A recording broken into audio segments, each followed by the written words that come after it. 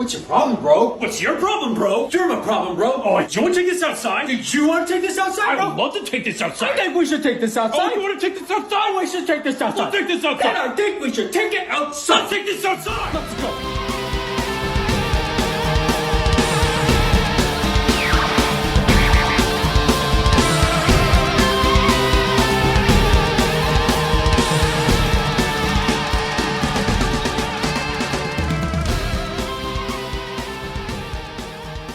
Hey, fun fans, it's We Enjoy.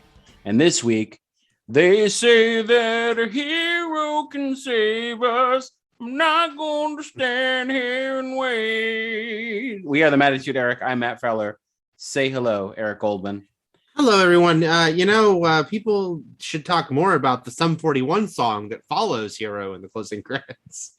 If they play that Chad Kroeger, Josie... What's the dude's name from Saliva? Who's the second on that? Nobody really cares, but like Josie Grossi? Who is that? Oh, yes, Josie Grossi. If they play Hero in any iteration in No Way Home, I'm going to shit myself into the sun. It's going to be... You're going to be... what was the James Cameron thing about the Avatar sequels? You'll be shitting with your mouth wide open.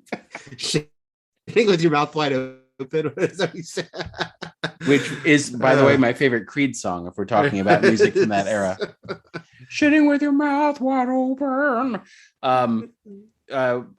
We are doing Spider-Man 2002 Spider-Man, the first Sam Raimi Spidey flick in the main event today, with next week being Spider-Man 2. As we go through the Sony Spider-Man film leading up to No Way Home. It won't exactly drop us off on the doorstep of No Way Home, but we're trying to get these franchises done like the previous one we just did, The Matrix, before the new movies drop in a couple months. And so that's later on. We've got some news up front. Eric, how have you been? What's going on? I've been fine. It's one of those weeks where I'm like, how's it only Wednesday? Seems like it should be Friday, but it's not. A couple more days to go. You and I agree that it's Friday, then maybe it can be. Ooh. All things are possible if one believes. Ooh, believe we're going back to the Matrix. But my beliefs, should we as much as Morpheus says believe, should we also include Spider-Man Turn Off the Dark? Oh, the Broadway show? Yes, the doomed tragic Broadway show. I saw it. So if you want me I will sit here and listen while you explain the entire while you summarize the plot of Turn Off the Dark. I saw the second version of it after they heavily retooled it to try to make it a little less weird. The only thing I really want to know about that is what is the dark they're turning off?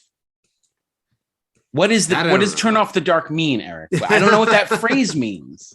I don't know what it means. The dark is inside you and you can turn it off whenever you want. I don't know. You saw it. What are you telling me? I don't remember. The only thing I remember two things.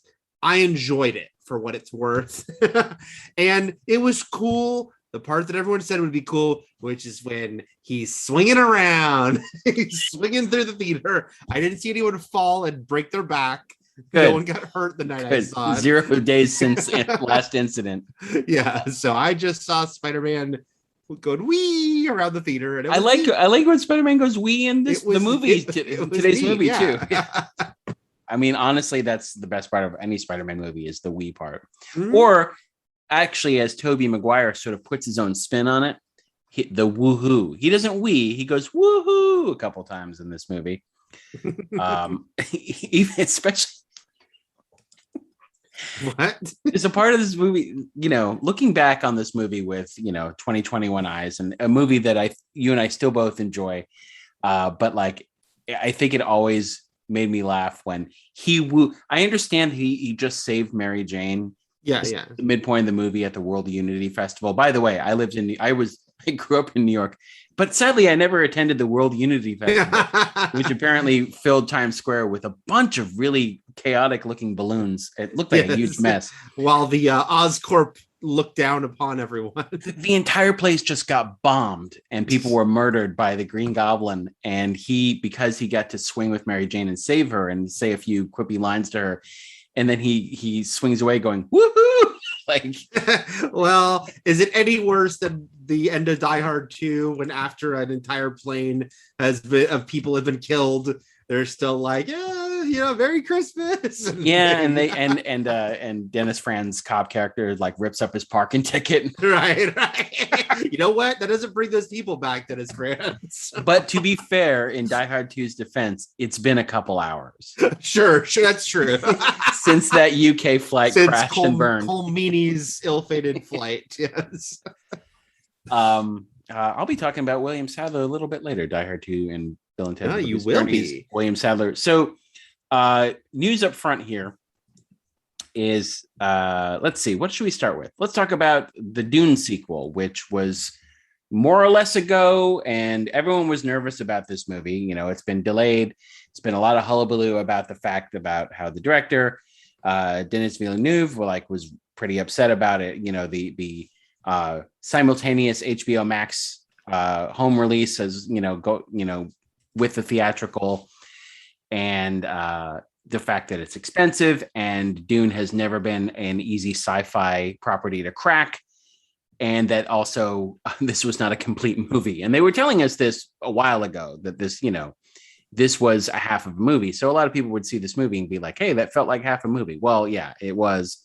It wasn't called Dune Part 1, but it could have been. It was when you go to see it, but the trailers didn't say that, And but then as have you seen it yet, Matt? No, I haven't seen Dune. Oh, so when you see the movie, it begins with Dune Part 1 on screen. But I know that's going to be a surprise to some people who just see the trailer. And no, it's true. It will be a surprise. They're like, oh, I got to come back for more Dune. This movie's long enough. Right. And but then as the movie started doing well internationally before it released here in the States, people were a little more optimistic about its chances of, getting greenlit for the sequel, which would be very awkward. We were going to have a Remo Williams, The Adventure Begins situation here. If Sakura Banzai.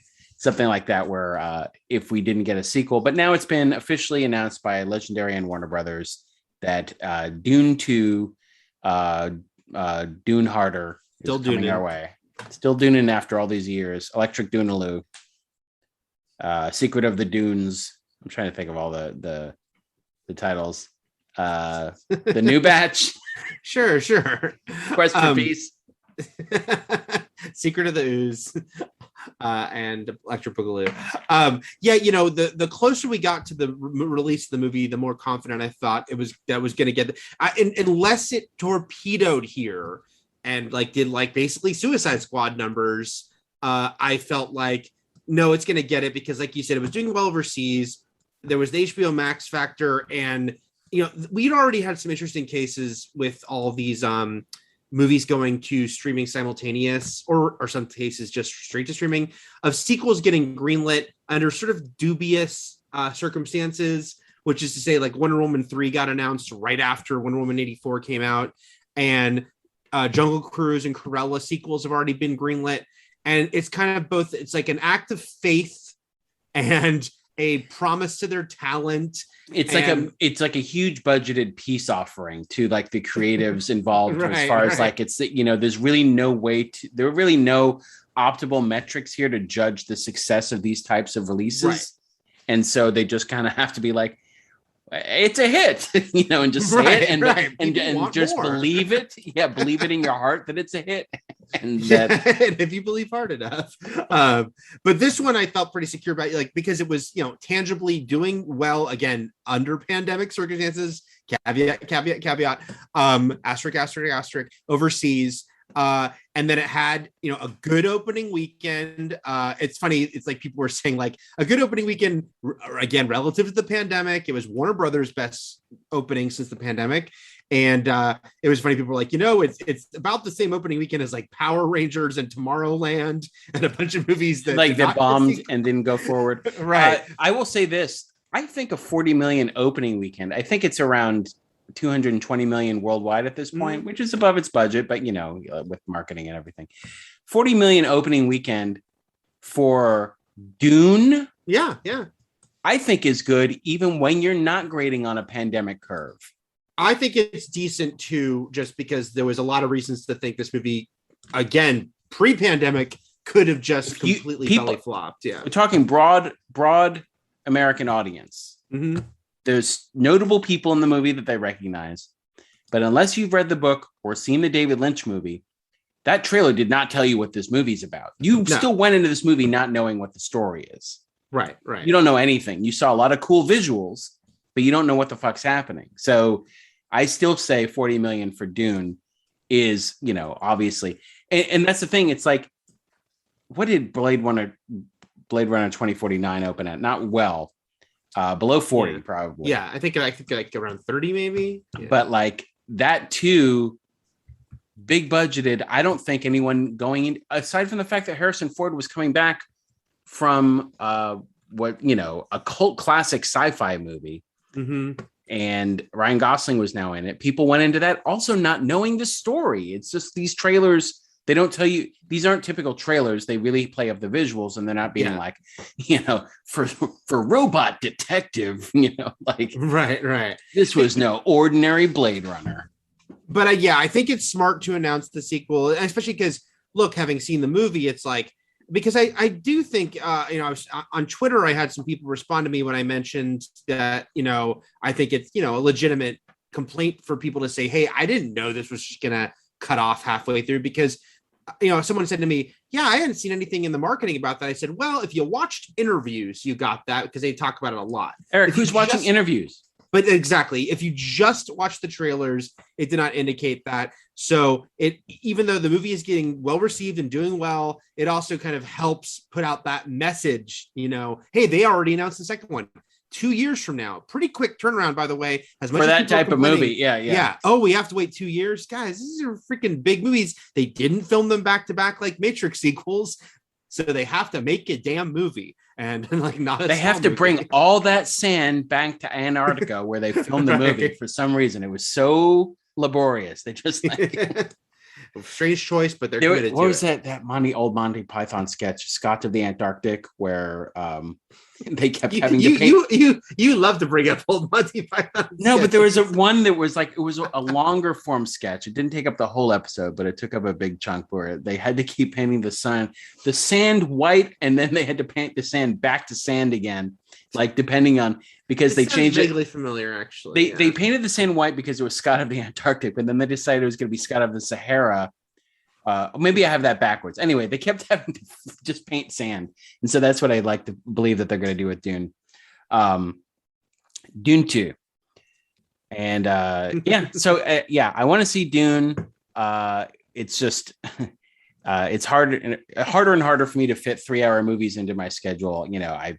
I filled my weekend up by going to see two 80s, well, actually 1979 and 1984 horror movies with Phantasm and A Nightmare on Elm Street. And so then I have, I got a teenager on the spectrum, and I can't go out every single night. So, but I do want to see Dune, and I've been very much resisting it, watching it in the way the director would be very mad at me. Don't do that, even though, yes, I completely understand. But it's just been a weird few weeks, because 3 huge movies, No Time to Die, Dune, and next week Eternals, are all around 2 hours 40 minutes. With trailers means they're over 3 hours of your night. And it's just kind of a strange thing that we have this sort of glut of the. But so next week, so I have Eternals tickets, but then I'm going to see that twice, because I'm going to see it with friends, and then I'm going to see it with my son, and so that takes up a 2-3 hour slots. They're 6 hours. That's a Dune spot there. It's a Dune spot. And I don't even know if I'm going to like Eternals, but I'm already committed to seeing it twice, which, even my least favorite MCU movies, I wind up seeing twice in the theater anyway, because I'm such a goddamn mark. Anyway, but sure. So unless that was like my joke that was 100% not a joke, about how I had a lot of disappointments about Halloween Kills.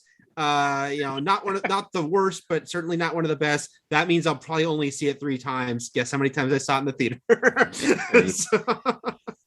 You just have to remind yourself that the parts you liked, you really liked, and the parts you didn't like, you really didn't like. Sure. Okay. Moving on from Dune 2, it's been reported by Deadline that Brendan Fraser will star in Warner Brothers and DC's upcoming Batgirl film as perhaps, maybe, we'll see Firefly, the villain. or a all villain. the now like THR, like all the trades are saying they keep hearing it's Firefly, so it sounds like it's Firefly. All right, but are they also saying that that's the film's villain or a villain?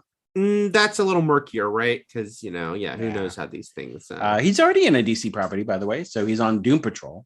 Yep. Doing just a voice, right? I believe so.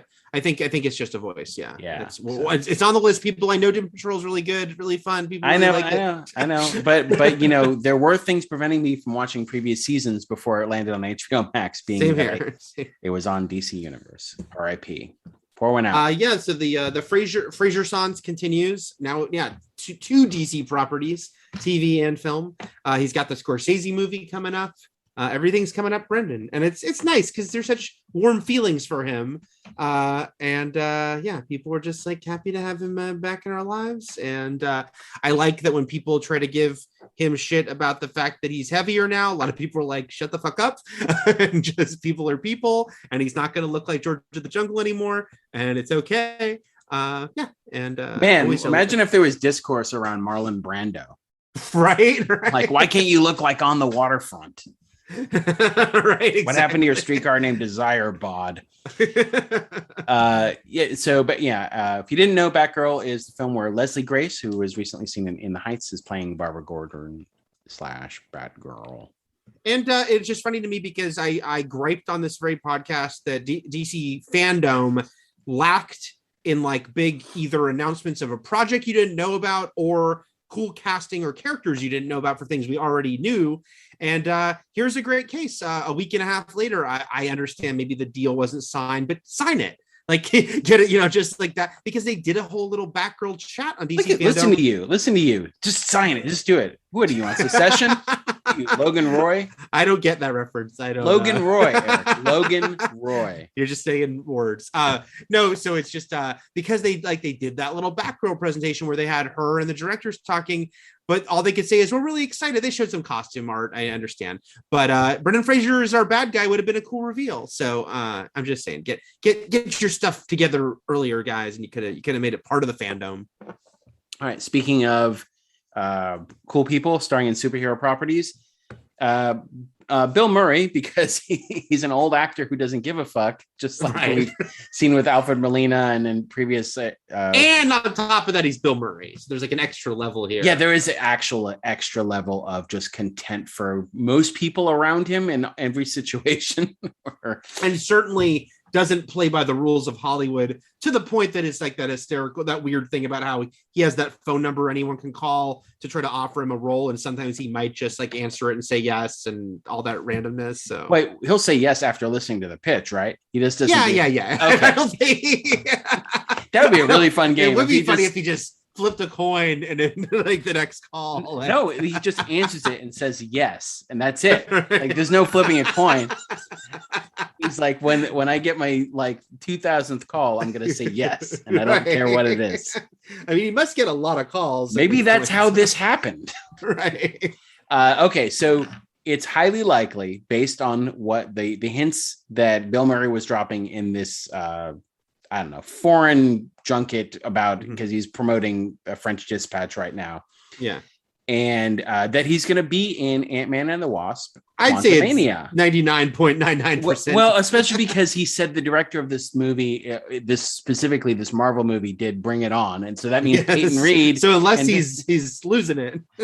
unless he is not clear about who he's like, Sam Raimi. Sam Bring Raimi. It On. Well, he's got his Kirsten Dunst movies mixed up. That's true. That's true. Same. So Peyton Reed, director of Ant-Man and the Wasp: Quantumania, which is still due out in 2023. And got delayed a few months last week. We talked about, and is going to have somehow Kang. So we'll find out after the shenanigans in the 2 years until then. We'll see what happens in movies and TV in the MCU. Maybe he's another variant of Kang. Is he a Kang variant? Is he he's Ramotot? Please let Bill Murray somehow just play Alligator Kang. I do want the credit, and Bill Murray has Alligator Kang. Okay. Think about the Funkos, Matt. Think about the pop funk.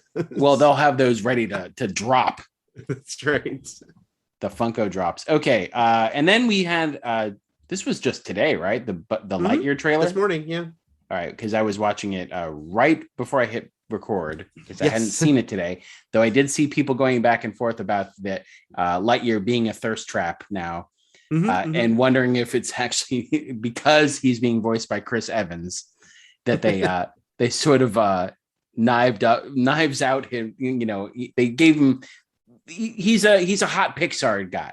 Sure. And man, that trailer is really good. I have no so that's technically that's a teaser. It didn't tell you what's happening. It didn't just gave you a lot of cool visuals. It had a really well-placed use of David Bowie's Starman, and I love it. So yeah, hit or miss with songs in movies and in trailers, but man, sometimes the right song can really make a trailer, especially when it's infused with the visuals and the score, which this was. So it worked really well. But right before we were doing this podcast, I asked you, I was like, who else is in this? They only have listed Chris Evans, and there are other speaking roles in this trailer. Not many, but a couple, and I don't know who they are, and they weren't recognizable enough for me to be like, that's Gilbert Gottfried. That's all I could recognize. But, so yeah, Chris Evans is in this with others. No, I think this is a great trailer. I get the exterior gripe, which is it's like, look, the cynical, part of it all, which is why does this movie exist? Well, they already were kind of pushing things with Toy Story 4, which I like, but I know some people didn't. Some people that they shouldn't even make Toy Story 4. Well, they probably feel they can't do it again. I am one of those people. And so how do you continue the franchise in some form? And how do you continue it where you don't alter the Toy Story story? How do you continue it with one of the lead characters who is somewhat problematic at this point? You cast him with America's Ass instead and make him hunky, and you make it not part of the canon of Toy Story because it's like a fictional movie within the Toy Story universe. It's a little convoluted. I get all of those as far as like the franchising, the IP of it all, because watching this trailer, I'm like, this is a great trailer. It looks beautiful. There's some shots of like him in the cockpit and stuff that looks so cool as far as like Pixar animation, how far they've come. And yeah, you could be like, hey, why don't they just make a cool action sci-fi movie about a new character? And that's legit, but that's not what they did. Instead, they're just going to make a great movie about Buzz Lightyear. Yeah, but here's the thing. They do. I'm just saying they've got Encanto coming. Disney's got Encanto. They do original things. Right. So it's not like I understand that Pixar for a while was doing like, sequel. They had a case of sequelitis, and right, some of their original ones weren't hitting like the golden era of Pixar. But yeah, like there's plenty of original stuff out there. Go watch Upward. That was original, but I know that it landed right when the lockdowns happened. But right. So what do we know before we move on to other things in this podcast? What do we know about Lightyear, Eric? Is it a prequel? Are we to believe the toys are based on this dude? Just the only thing is this Earth? Is it like what is this? The confusion here is it saying this is the true story of the man who inspired a toy line, which is a very odd thing because it's like it'd be like if Buzz Aldrin, who's literally his name is part of the inspiration for Buzz Lightyear, was like, had got turned into literally like a G.I. Joe. Or is it, and this is what they kind of insinuated in EW when they talked to some of the filmmakers, that's the trailer. It's more like this is a movie Andy could have seen about his beloved character, Buzz Lightyear. Like, is this like the central launch of the merch, of the juggernaut within the Toy Story world? Because don't forget, Toy Story began with this meta thing of the fact that Buzz Lightyear was a very popular new toy. And because like Woody's based on Woody comes from a TV show that used his puppet, like Woody's in the 50s, where Buzz was a new toy. So Andy could go see this, but like, do we know if this Buzz Lightyear, is Chris Evans going to be doing a Tim Allen impersonation, or is this like an actual human being? Like, yeah, I think it's more absolute. I mean, obviously, even looking at the animation, which is still stylized because Pixar learned years ago very correctly that they'll reach the uncanny valley if they try to make like exactly realistic humans. So instead, they purposely stylize them, but they're less like So this Buzz Lightyear is still stylized compared to a human, but less stylized than the Buzz Lightyear from the Toy Story movie. Is this a Galaxy Quest situation where we think that like the entertainment that aliens are watching are reality and then we build toys on them? Or does this movie end with Buzz Lightyear, his soul getting sort of Chucky style voodoo trapped in a toy?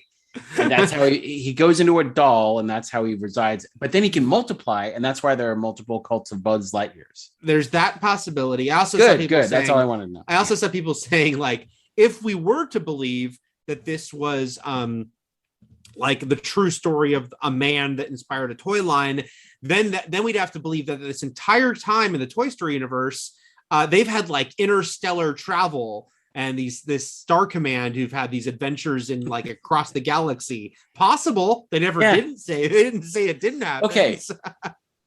I don't know why it really bothers me. They won't tell me who the other voices are in the teaser. Like it's literally in the trailer. Just who are we hearing? There's the female character he does to infinity with and like puts his hand out to hers. Like if this were live action, I'd be like, oh, that's so-and-so, or, oh, I could look that person up if I don't know who they are on IMDb or something. But because it's a voice, they won't tell us. Like, I'm sorry. It's driving you a lot more crazy than it is me, which I just think it's weird. I think it's weird that they don't tell us. Who's Chris Evans talking to? They just don't want you to know. It's Brendan Fraser. All right.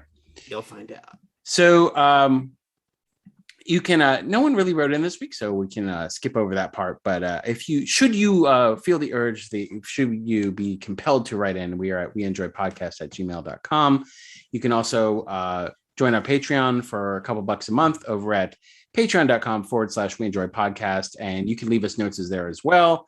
And what else? I have a question for people who want to email us. Which is a two-part question. There's just the general, like, hey, what are franchises you'd like to see us do, or are there certain actors and stuff you'd like to see us do? I've been thinking about we could do like years, but I also want to know, because Matt and I have discussed how it's trickier to do comedies. But should we do them? Did we discuss this on the podcast or just? I think we mentioned it in very quick passing on the podcast. Yeah, it is weird to. I think I brought it up to you, but I don't think I brought it up on the podcast when we were talking about a possible Woody Harrelson. Yeah. And I was like, oh, obviously we could do like Natural Born Killers and like some other things. But then I'm like, White Men Can't Jump is great. How do we do comedies? We can obviously talk about who's in it, who made it, maybe some of the production background. But then like taking us through a comedy is a little stranger. I don't know. I think that it would naturally be a shorter conversation, but there's nothing wrong with that. We don't have any strict regimen. There's no rule here. Exactly. Yeah, there's no rule. Yeah. And we could keep you guessing. One week we could have a 40-minute episode, the next week a 3-hour episode. Like our episodes seem to naturally wrap up at around 90 minutes, but that's also because I naturally get really tired. I think it coincides with sleepy time and my word maker stopping all functions. Okay. So, and then over on Twitter, where it's at We Enjoy Podcast, or the Matt Feller and the Eric Goldman. And that should do it. Subscribe to us. Tell your friends. Tell your enemies. Tell anyone who is looking for a new podcast. And to listen to We Enjoy, because we're fucking great. Let's get into good things to enjoy this week. Now, again, these are only rules we've placed upon ourselves. I'm keeping it spooky this week. But I might just do a spooky one next week. I don't know, but like maybe I'll stop it because Halloween's this weekend, and just give it a rest, pal. So I'm going to a little come to Jesus, little clarification session here before I get into my pick this week for the good thing to enjoy, which is that so last week I recommended The Lodge and Eric recommended You're Next, and we had some confusion about whether or not we had recommended or as an official good thing to enjoy previously on this podcast. Also because during the latter stages of We Enjoy Wrestling, we started talking about movies way more, not just franchise recaps, but movies in general. Yeah. And I had also previously There is a letterbox list. I'll try to remind myself to tweet it out again for those who want to follow that list, where we are able to keep track of miniseries and movies, but not TV shows that we have recommended. Or books, or yeah, it's like Eric's Once Upon a Time in Hollywood book, or they can't do music, can't do art exhibits. Yeah. So I had already added The Lodge and You're Next because both of us like those movies, and we had spoken about them previously as well. And I did talk about Riley Keough before, but that was because she was in It Comes at Night, which I recommended. That's the movie that she was in that I was talking about. And I probably mentioned other things she was in, including The Lodge. And you probably talked about The Guest or, other things too. So you had also mentioned You're Next. So those were already added, which is why I thought I was probably more confused than usual about whether or not we had actually recommended them before. But this was my fallback, and I was almost going to do it because if I had recommended The Lodge before, I was just going to do this one. This one is sort of a more rollicking, fun, pulpy horror adventure called Demon Knight, or Tales from the Crypt Presents: Demon Knight, that is from 1995, and it's got Billy Zane in it. It's got Jada Pinkett. It's got William Sadler. It's got CCH Pounder. It's got Thomas Hayden Church.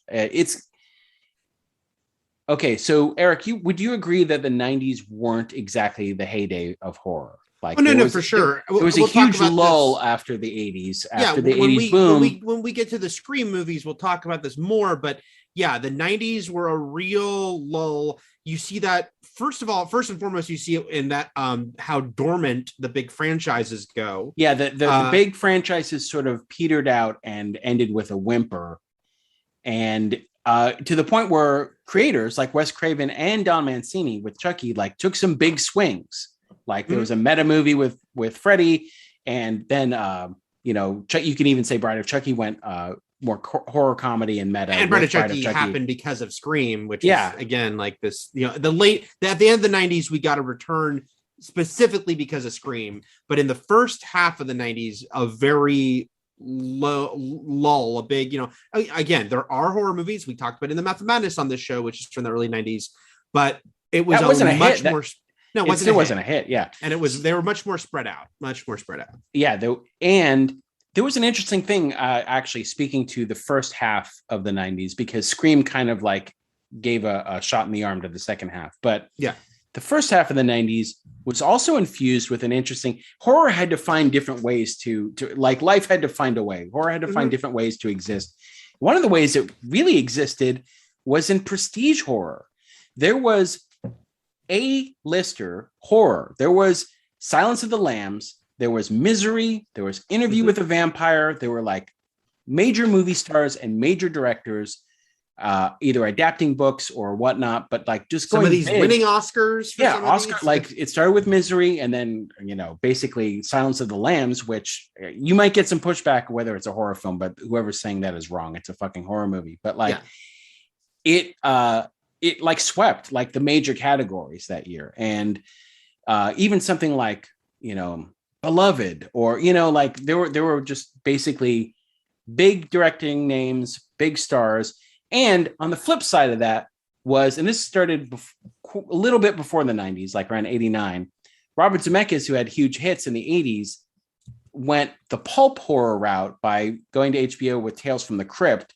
But Tales from the Crypt, while it was sillier and gorier and mostly meant tongue in cheek and to be fun, it had major stars in it, and it had major directors involved.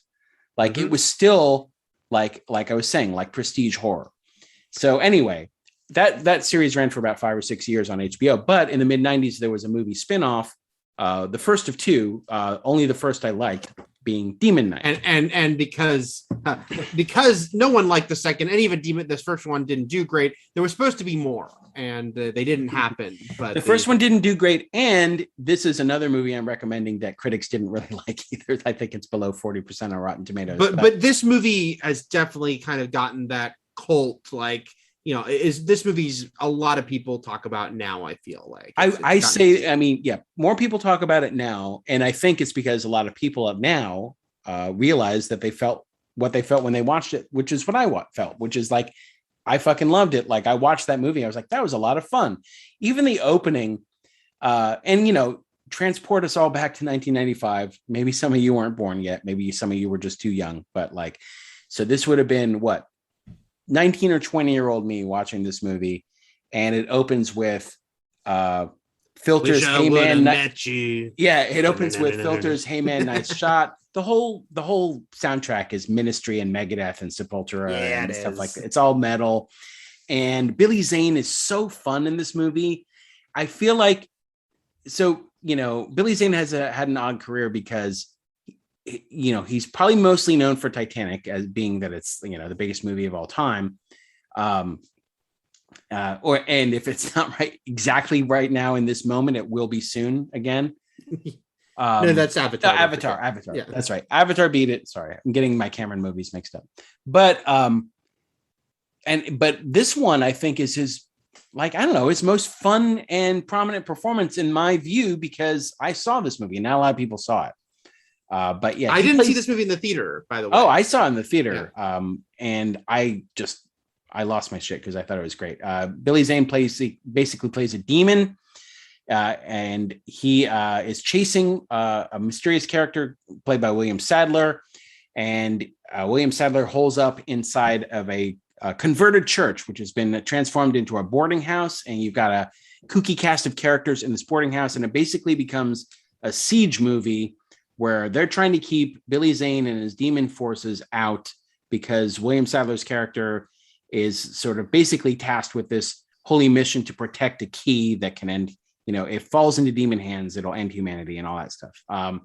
And it's just really fun and really well done. It's got, I forgot to mention Charles Fleischer, who was just in A Nightmare on Elm Street.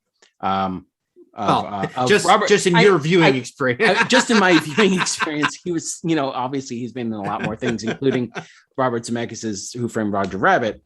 But I think this movie is a lot of fun. It really works. It's a tight 90. If you're, because, if your Halloween horror-thon is sort of loaded up with a lot of like A24 or sort of dry art house horror, which I obviously love because I recommended The Lodge last week. This is a good palate cleanser. This is a good fun sort of splatterfest. Totally agree. Because I did not see in the theater, but when I did eventually see it, I thought it was really cool. I really enjoyed it. And then a couple years ago, I went to 2 different screenings of this within like 6 months, both of which Ernest Dickerson, the director, spoke at. And one of them, Charles Fleischer and John Kassir, the voice of the Crypt Keeper, and a bunch of people were also there. But both times it played so well. Like, just like a good. Would you say there were a lot of people in the audience who hadn't seen it? No. Okay. For one of the times it was everyone had definitely seen it. And because it was just for that. The other was kind of like a double feature, and I think maybe is a little more like mixed of who'd seen it, who hadn't. But played really well. Really fun, really cool vibe. Does some nice little off-kilter things. I agree with you. Billy Zane is super fun in this movie, given kind of a go for broke performance. I very much enjoy Demon Knight.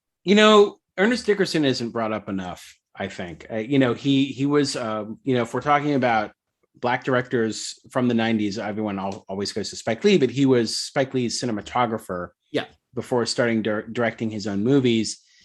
And he and John Singleton and Spike Lee and Bill Duke, I think through the 90s. So you've got Ernest Dickerson, who did he did Juice, first of all, then he did Surviving the Game, which just got a 4K announcement I meant to tweet you and Makisha about. And then Juice. And then Bulletproof, which I have never seen. That was the like buddy cop Adam Sandler, Damon Wayans movie. And then he's done a few more films, but really where he's transitioned to is he has directed every TV show under the sun. Yep. From ER to The Wire to Walking Dead to Burn Notice to just Dexter, Bosch, like the Purge TV show, like anything. Vampire Diaries. Yeah, everything. He is just a solid stalwart TV director and has been doing that for decades. Okay. So that's my pick this week, and sadly, it's not easily streamable, but you can on like the Stars apps or the Stars platforms, probably on Amazon Video with a Stars add-on or DirecTV subscription with Stars, something like that, or else it's rentable. Yeah, look, it's a lot easier to see it than it is the actual TV show Tales from the Crypt, which is in kind of right tell, which is why it's not an HBO Max. The movie's Universal release, and they just seem to be easier to distribute. Also, fun fact is that The Frighteners and From Dusk Till Dawn were movies that were considered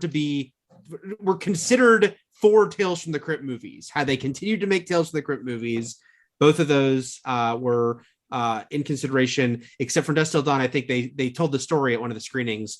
They didn't make the deal in time because Reservoir Dogs came out, or Pulp Fiction. One of those came out, and it's like now it was too expensive. It was too expensive to get the Tarantino script. Yeah, to get From Dusk Till Dawn as a Tales of the Crypt. Before I go to my actual recommendation, I just wanted to do a little follow up on a previous recommendation, which was I talked several weeks ago about The Night House, which is a horror movie I really dug with Rebecca Hall, but it got a very small release and completely bombed in that small release. But it is now on VOD. It is now on Blu-ray. Look, Matt, I have the Blu-ray. You can't see it, everyone, but Matt can see it. Look at her. Look at her being scared of the Night House. In the Night House. Oh, she's in the Night House. Let her out. Let her out of the Night House. I think this is a really cool, creepy movie. The director, who I don't want to screw up his name, Dan Bruckner, who did one of the VHS segments. He's doing Hellraiser next. I think just really cool mood on it, atmospheric. And yeah, you should check it out.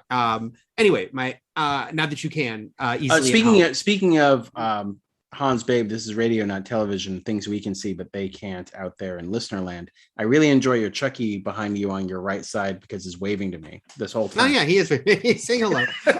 Also, by the way, it's funny with the Night House Blu-ray, because I was like, man, very modern day that it's only one special feature, but it turned out to be a 22-minute making of, which in 2021 felt like a lot because usually it's like a 5-minute behind the scenes on it. So I was glad to get 22 whole minutes of them talking about a movie I like, spoilers and all. So check that out. But my new recommendation after you watch The Night House, which you should, is if you can make it to a theater, because I know everyone still can't or doesn't feel comfortable doing that, but if you can and do, is Last Night in Soho, which is a brand new release, obviously, this week. As we record this on Wednesday night, it has not opened yet. It'll open Thursday night. I saw it the other night, a screening, new Edgar Wright movie. I really dug this movie. And it was funny because after I tweeted that I really dug it, I saw some people going, oh, I'm glad to hear that after the mixed reviews. I hadn't been privy to the fact that it gotten kind of mixed reviews. Now I see it has. But it worked for me, damn it. The big thing here, I think, for Edgar Wright is that it's not a comedy, and not to say that there's no humor in it, but it's the first of his movies that is like basically playing everything straight, and is not like winky or it's heightened in the sense that it is a horror movie with crazy things happening, but not in that comedic sense. Would you consider like Baby Driver his bridge between his previous material? Yes, I was thinking about that, right? Because Baby Driver was like toned down. Yeah, compared to his other stuff. This is, a return to horror on one level, because Shaun of the Dead was the only time he really did something in, straight up in that genre, but with a totally different mood and feel. And starring Thomas McKenzie and Anya Joy Taylor. I always forget it. You had it right the first time. Oh, Taylor-Joy. There we go. Anya Taylor-Joy. Yeah. But although it's really Thomas McKenzie who's the lead of this movie, because if you've seen the trailers, you get the idea that she is this girl. She's obsessed with the 60s, and then she rents this room and she starts to find herself in the 60s as she sleeps in her dreams, and not embodying quite the life of this woman in the 60s, but kind of alongside her. It looks like from the trailer, because she's seen in like reflections in the trailer, that she's sort of like a passenger. She's kind of like a passenger. Once in a while she participates a little bit, but mostly she's watching. And and it's basically that at first she's kind of living her dream, literally in her dream of going to the 60s, but then it gets a little more ominous. And she starts to see things, and then those things start to pop up in her real day-to-day life and getting creepier and weirder. I won't go into more specifics to say that clearly he is influenced. It's a movie about someone's love of the 60s. It is influenced by his love of the 60s, and it reflects 60s and 70s movies and Suspiria and those kind of old school things and its tone and feel. I really dug the whole vibe of it and the feel. I saw some people say, oh, I like the first half but not the second half. I was into the whole thing. Obviously it has two great leads. It's got cool Edgar Wright visuals. He's a very visual filmmaker. That continues here. There's some very clever camera work. There's some things they do with those reflections where I was really impressed because you can kind of tell it was done in camera. I did interview him for this. He talked about Texas switch, which is the term for when you get a stuntman and a lead actor to switch out in the shot. Like someone falls behind a bookcase and they come up. Yeah. So there's a couple times where he does that with his two lead actresses, and it's very cool. It's very well done, like how they do it. And you think about, damn, that must have taken a lot of work and many takes. Anyway, I really dug it. I thought it was really cool, and not one of my very favorites of his. Not on the Shaun of the Dead, Scott Pilgrim level for me, but still a very strong film from a director I quite like. So, Last Night in Soho. I am a UK ignorant and dumb about London. Is Soho a London district too? Yes. Okay. Yeah. I grew up in New York with an actual. We took everything. I know. But it's Soho district. In fact, that's where I'm usually in Soho during World Unity Day, and that's why I miss it. But yeah. Yeah. And by the way, because this is a Focus Features, which is Universal's like art house brand, that means it'll be on VOD probably in about 3 weeks because that's been what they've been doing with most of their smaller releases. So if you don't want to go to the theater, so you can watch it on Thanksgiving. So you can watch it probably by Thanksgiving. So there you go. All right. So there you go. Demon Night and Last Night in Soho. Night. Are pre-Halloween good things to enjoy for you. Next week is Spider-Man 2, which, like Spider-Man, is on the Stars apps, also on the TNT Turner apps, TBS, TNT, usually with a DirecTV subscription. So that's how you can watch Spider-Man 2 if you have not already seen it so many times that you practically have it memorized, like Eric and myself. So let's go to our main event, Spider-Man 2002. I feel a little sheepish, a little cheesy talking about this since you and I are stars of this movie. Yes. There might be we can give our bit of expert bias. opinion. We could give you great tales from the set. Tales from the set, Demon Night. Let's do this. All right. So I don't know how much we want to get into the development of this, the 20-year sort of development of Spider-Man, going from the 80s through the 90s, where for a good chunk of the 90s, James Cameron was attached to this movie. And eyed Leonardo DiCaprio to play Peter Parker. Mm-hmm. And in fact, we don't really have to ask out loud, why were there organic web shooters? That was just actually a holdover from the Cameron sort of script or mini script that he had written up that sort of came as a package deal. And then Sam Raimi agreed to keep it because he didn't think he thought Peter Parker inventing something in this movie like web shooters would have distracted the audience and they wouldn't have bought it. But so the only thing, there's two things I want to say about the development of this movie, which was infamously took forever and got legally extremely complicated because of rights ownerships and studios going under, is just to say that in the 80s, Canon Films had the rights to this. Is this the one where they thought it was like they're going to transform him into a spider? That might have been, I'm sure that was one version, but the directors that were attached to it when it was at Canon, first of all, if it had been at Canon, it would have been super low budget. It would have been on par with Superman 4 and Masters of the Universe, which are kind of like the two, movies that would be closest correlation that Canon made to making a Spider-Man movie in the 80s. And the most notable director at one point attached to it when it was at Canon was Tobe Hooper, which is interesting because of Chainsaw Massacre and Poltergeist fame. But the other people were Joseph Zito, director of Friday the 13th, The Final Chapter, and I believe Missing in Action, but I know him for Friday the 13th, The Final Chapter. And then the guy who was going to do it, because even Joseph Zito said, I can't do this movie for the budget you're giving me, Canon Films, when they made it super low budget. But the guy who said he would do it is a guy named Albert Pyun, Pyun. If you look him up, he did a lot of Canon stuff. He did direct the Captain America, the movie with the Captain America movie from 1990. With Ronnie Cox and Scott Pollan as the Red Skull. Yeah. So it's just funny that it went from almost being made with the most low rent director possible to then almost being made by the biggest director possible with Cameron for many years. Yeah. Didn't end up happening, but then it did still end up happening with a named director, although someone who was making a leap to the next level with this movie. Yeah. And so Cameron Cameron's version 2 was also R-rated and had like Peter and Mary Jane fucking on top of the Brooklyn Bridge and a lot of swearing and stuff like that. So yeah, it's Also, James Cameron. I do think it's funny that going back to the Cameron era was when Cameron at one point was going to use Kingpin, who, if you don't know the comics, Kingpin was originally a Spider-Man villain. And even though he kind of went on to become Daredevil's main foe, still was also a pretty big Spider-Man villain. So at one point, Cameron was going to use Kingpin, and someone working at Marvel or in the mix, I can't remember who at this time, basically convinced him, said, don't use him because that should, if they ever make a Daredevil movie, Kingpin should be in that.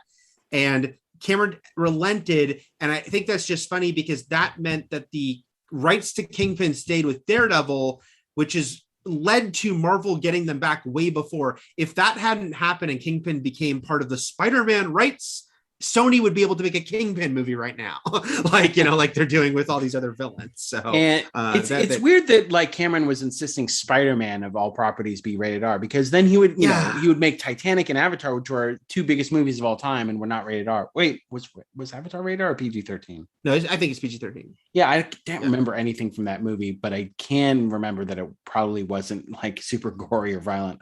It was violent, but in a PG-13 way. So then it finally rolls around. This isn't the first big Marvel movie off the blocks. Like, what year was Blade out, first of all? Blade was 98. So I really enjoyed Blade, but having never read Blade comics, I knew obviously that it was a Marvel property, but I didn't view it the same way I viewed X-Men and Spider-Man, which were comics that I read. Yeah. And I say to the general public, I love Blade, but when people were like, hey, people don't give Blade the respect it deserves, his like growing Marvel in movies, I'm like, well, it does deserve that respect for showing like even the most obscure character could be a cool movie. But even when that movie came out, I don't think many audiences, I mean, it's easy to miss even the credit on that movie based on the Marvel comic. So I just don't think that movie in the public's perception was like, that's a Marvel superhero. No, it definitely did not. It definitely did not.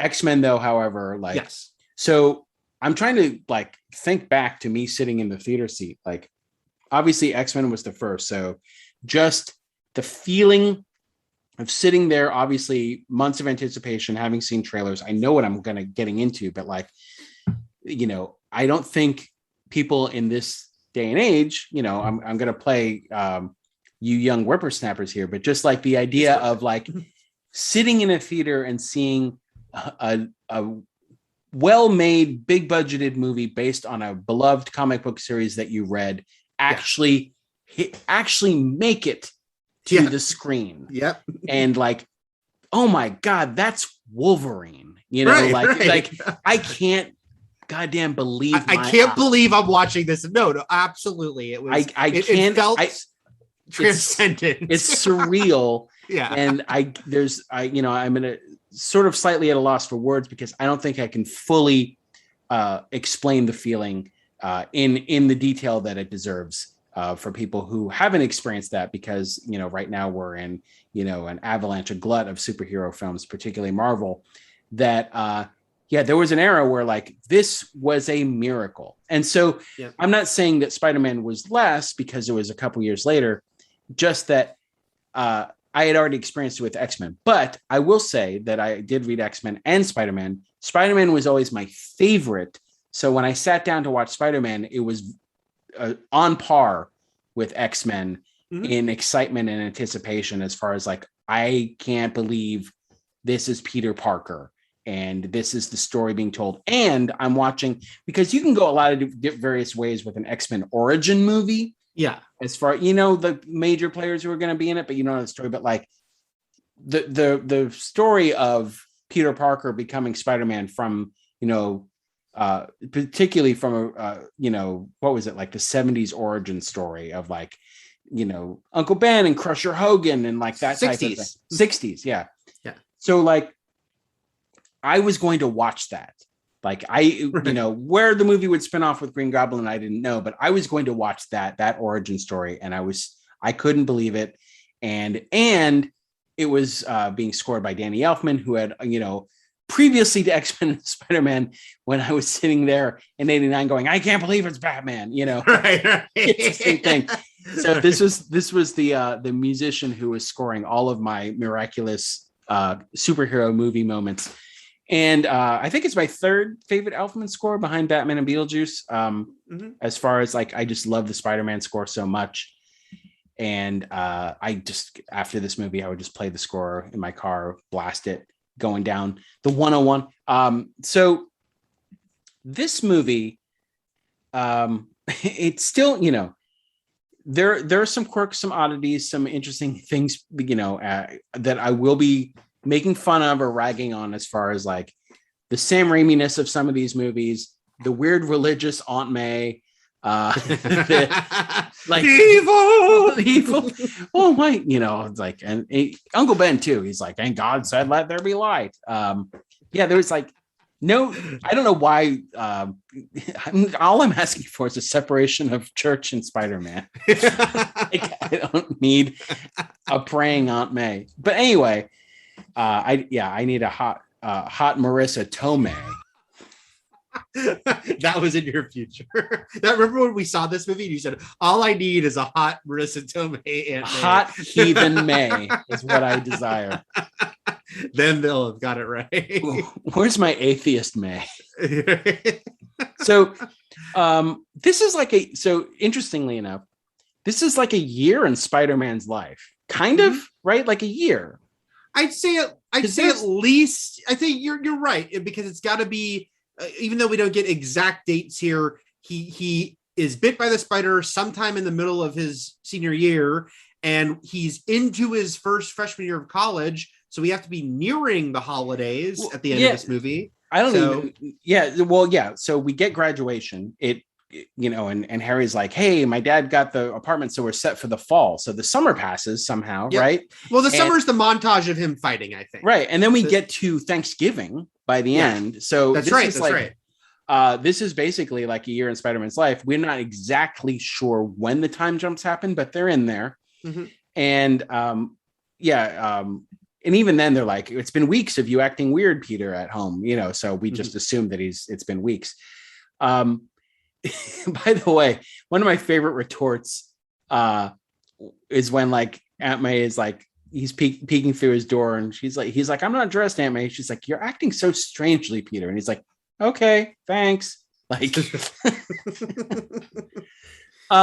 so Sam Raimi, there's parts of Sam Raimi that are super cool. Obviously, he's known for, previous to this, his over-the-top action and gore, and then his blending of horror and comedy. And he's also sort of a kind of an outdated fuddy-duddy in a way. Like, even at this time in 2002, there were a lot of quote unquote square elements to this movie, as far as like what some of the teenagers would say. Right. It's just his antiquated sort of like, 50s, 60s throwback notions of when he was a kid. He just sort of transfers a lot of that to modern day characters. But which then you could argue is keeping to a very true interpretation of the original teenage Spider-Man. And this movie is heightened, as Raimi tends to be. But yeah, it's still, there was that little bit of mix of like, this is fun how heightened it is, and it's a little cheesy how heightened it is. I'm saying in the day it opened, But he can take that corniness, let's just use that term. Yeah. And also mesh it with sometimes there's a few moments in this where his, earlier brutality from the cinema sort of shines through. Some brutal fights.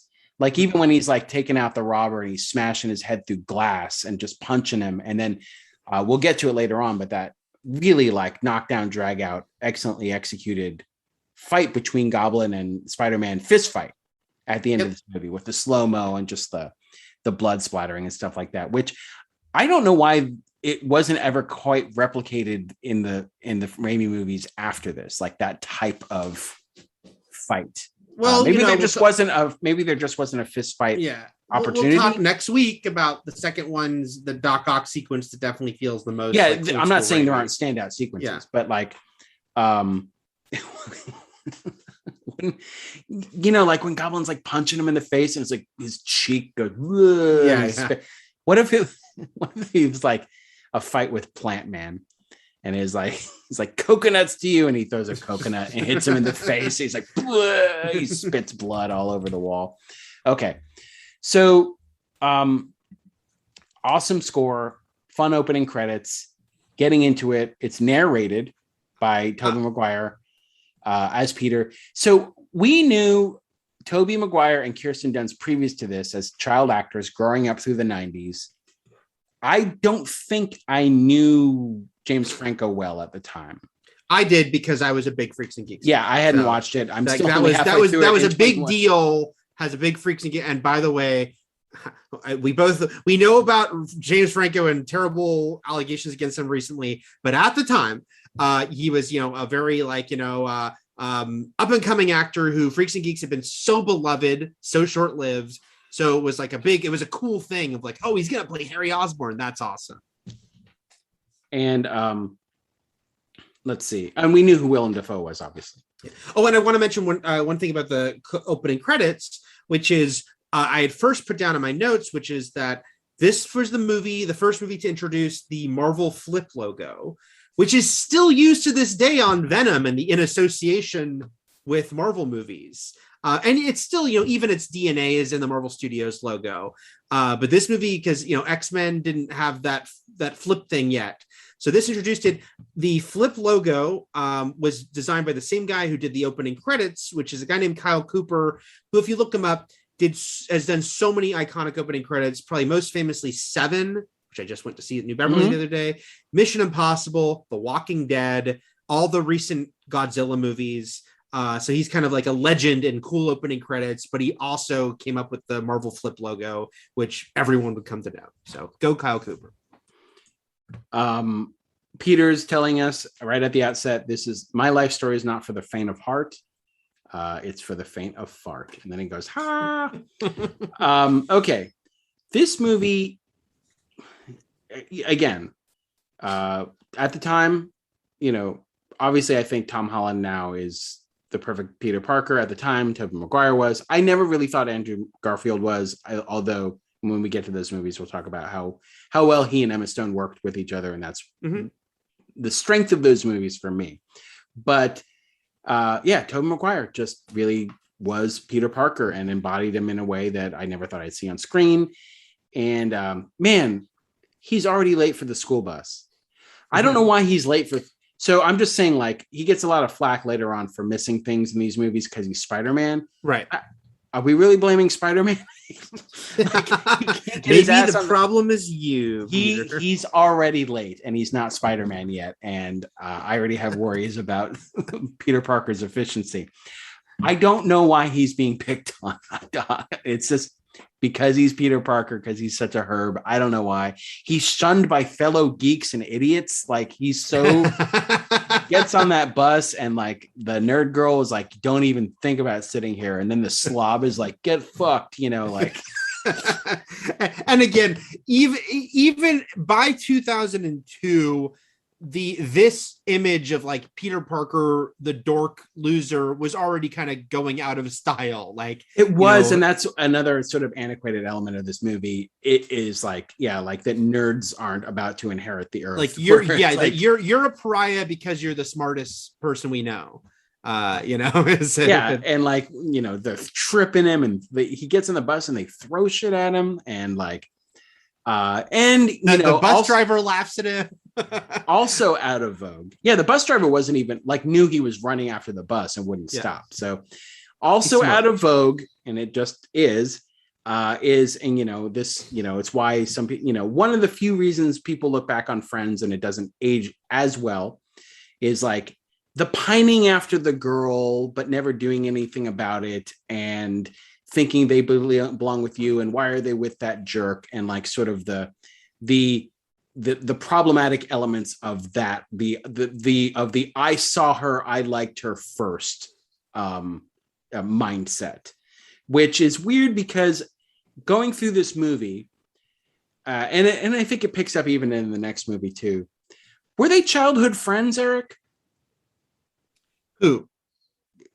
MJ and Peter. They live right next door, but were they friends? They're neighbors. They must have been at least somewhat friendly, right? Because it's like he's never spoken to her in his life. Because Harry's like he's been in love with her since 5th grade or something. So yeah, it is like you'd think they would have had more interaction. I feel like we witnessed in this movie their first ever conversation in the backyard.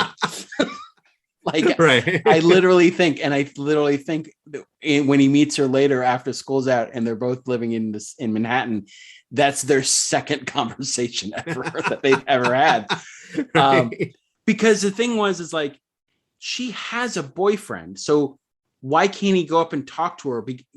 It's like Harry trying to get her to ask her out when she has a boyfriend. Right. Like, just go talk to her. But barring the fact that maybe he's not going to just say, hey, want to go out with me? You want to dump your boyfriend and have me be your boyfriend?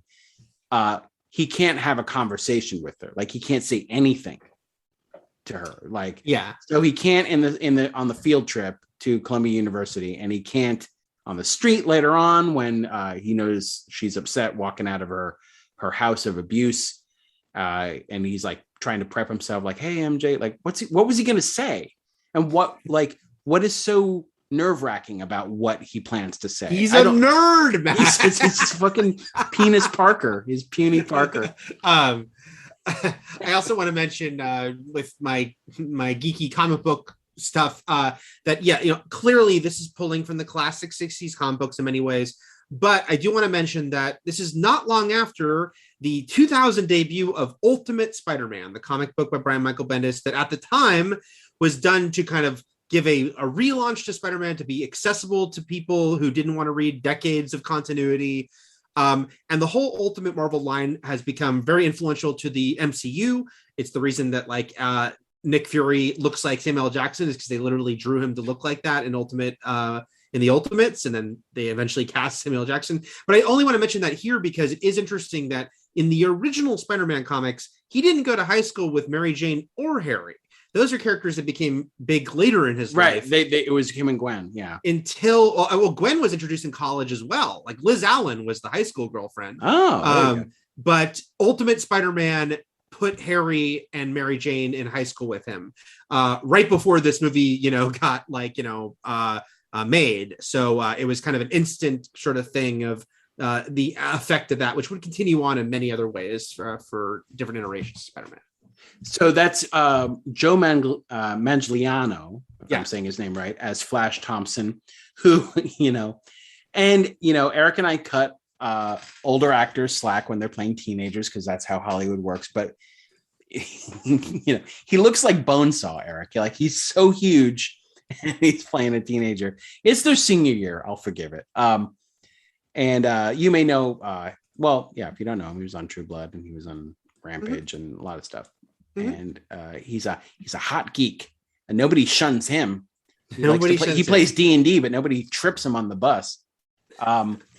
It's interesting in this movie. So we're introduced to Harry, who has flunked out of every private school and is now going to public school and is driven to the field trip, the science field trip at Columbia University, by his dad, Norman Osborn, played by Willem Dafoe. And I have feelings about Willem Dafoe playing this particular character in this movie and how it works and how it doesn't. My goblin feelings. Overall, it works, but there's some little parts of the casting where it's like he already feels unhinged and crazy, even when because he's Willem Dafoe, and we have a lot of preconceived notions based on his past roles and being Willem Dafoe to be like. He's not the kindly father type as much as he tries to he has a two-faced element going in this movie. I recognize his goblin voice versus his normal voice, but there are still parts of this movie where Norman, pre-goblin, is a lunatic. Like where he's trying to, even with talking about his science shit, he's like, yeah, someone went insane, but we can just look past that. And then he's like, I'm going to try this on myself. Science isn't without risk. He's crazy there. He's not, he's already a different person than the guy talking to Peter. Yeah, I don't know. I'm all in on Dafoe in this. I think he's just really great and really fun. But also, I agree with you, but I guess I say it's not it's not a bug as a feature, because it's like, you know, he Norman Osborn pre-Green Goblin is not like a murderer, but he's also not a stable guy. And I think, you know, look, we're meant to think from the way we meet him that he can be a dick to Harry. He gloms onto Peter because Peter acts more like he wishes Harry did as far as like his science, you know, knowledge. So I think we're meant to think like, yeah, not evil pre-Goblin formula, but not great, you know? Harry says he's a dick. Right. Harry says his dad's a dick to him. And he's like, yeah, you're lucky that he likes you because you're a nerd. You know, you're smart. Try being mean. When was he mean to Harry in this movie, Eric? I think aside from Thanksgiving, when he's like basically kind of goblin, when is he mean to Harry? Right. I guess we don't see that on screen. We just have to go with it. Like he literally brings him his backpack from the car. Right. Like he's Harry. He doesn't like, chuck it. He's like, oh God, what a jerk. Like Harry, all we do is hear from Harry that his dad's a jerk. But he's driving his son to the he's taking time out of his day to drive his son to the place. Speaking to what Norman's doing the best he can. He's a flawed man, Matt. He's got no, but I'm saying like we don't really see him be a dick to Harry, and that I'm dying on that hill. He's not really like even when he graduates, he could be like maybe the closest he's like, well, you surprised me by graduating, but I can admit when I'm wrong. Like, so it's both an insult and a compliment. Like, you surprised me. Speaking of insults and compliments, is very shortly after there's a part that made me laugh unintentionally of when Flash says, what he's trying to insult Harry, and he says, watch out or his father will sue your father. And two of Flash's buddies like high five, like good one. I'm like, you're saying his father controls your lives, like his father can fire your parents. Like I know, he's like, yeah. Well, from the wrestling, anyone who resorts to lawyers is a weenie. I will say this: it's like I've never seen get out of here with your millions. Like what a weird thing to ridicule somebody about. But also, didn't Flash get like a brand new car? Like I think he's rich too, pretty much. So, okay, we see Peter get. We're gonna take forever to get to this movie if I don't move through. But yeah, Peter gets bit by the spider before we meet May and Ben. I think it's interesting that's the way this origin goes, because we don't really see Peter act as Peter, normal Peter, but with May and Ben before any of this. All we see is he comes home sick. He wakes up with his powers. That's our relationship between him and his aunt and uncle from there on out. We don't see them together before this. Right. Ben's been laid off, plant electrician. She's confident he'll find another job. I sort of lull. I'm like, no, you won't. Like, not because he's going to die, but like, Eric, even the computers and analysts these days. He says it himself. Yeah, he's living in the old world. I'm just saying, like, maybe May should spend a little more time in reality and less time doing the Lord's Prayer. We skipped over something I want to talk about though, which is in the scene when he's bitten, because that is the first big scene with Mary Jane and him. And one thing I want to say, I mean, I have a lot of compliments for this movie, even though, of course, we'll make jokes about it too, is going back and watching this first movie. It's like Tobey Maguire and Kirsten Dunst are both very charming in this movie. They're very charming together. And all that stuff with her like mock posing for the photos and stuff, I thought was great. And the thing is, as the series goes on, there'll be a lot of angst around Mary Jane and Peter, including in a movie that people really like with a second, and then a movie people don't like with the third. But going back to this first one, I'm like, oh yeah, like she's very charming here and a lot of fun in that stuff. I never think that neither of them are the characters. They're really great at it. I take umbrage with some of the choices made with the characters, even in this movie where Mary Jane has to be saved 3 times, and it becomes a trope for her throughout the trilogy itself. But like, where you could argue, yeah, she has to be saved at the end of every movie. Well, she has to be saved throughout the movies, not just at the end, like at the beginning, the mid spot, like she's always being saved. This movie, yeah, for some reason, yeah, like they really, and maybe it is again the old fashioned thing of it because they kind of double down on her as a damsel in distress. Because even in the comics, when we met her, the whole thing was that she was the niece of Aunt May's best friend. And the much talked about niece that Peter thought was going to be ugly because his aunt was always trying to set him up with and then her. She has the famous comic line, like, you had the jackpot title. Yeah. But all the stuff with her living with like an abusive father, they might have later on had her talk about a past like that, but it wasn't like an active part of her story. But here it's like, that is the life she is living. And it's very, so it's like, yeah, they very, I think it is kind of that old school thing because yeah, she's the damsel in distress, and that's like reiterated a lot.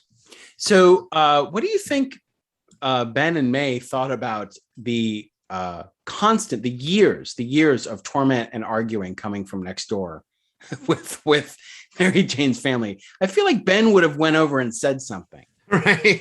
It feels weird for Ben to just sit there at the kitchen and like hearing like horrible domestic violence happening next door and just being like, May, just mind your, like, just mind your business. This has nothing to do with us. And then later he's giving the you need to be responsible for everyone. Yeah. What if it turns out the one time Peter's like, the one time I saw my Uncle Ben in a fight was with like Mary Jane's father. Like they brawled. And he's like, I'm on my ass. Right. Okay. So Peter goes home. He's feeling the adverse effects of the spider bite. He goes to bed. Then we get to Oscorp is in trouble. Oscorp needs to diversify, Eric.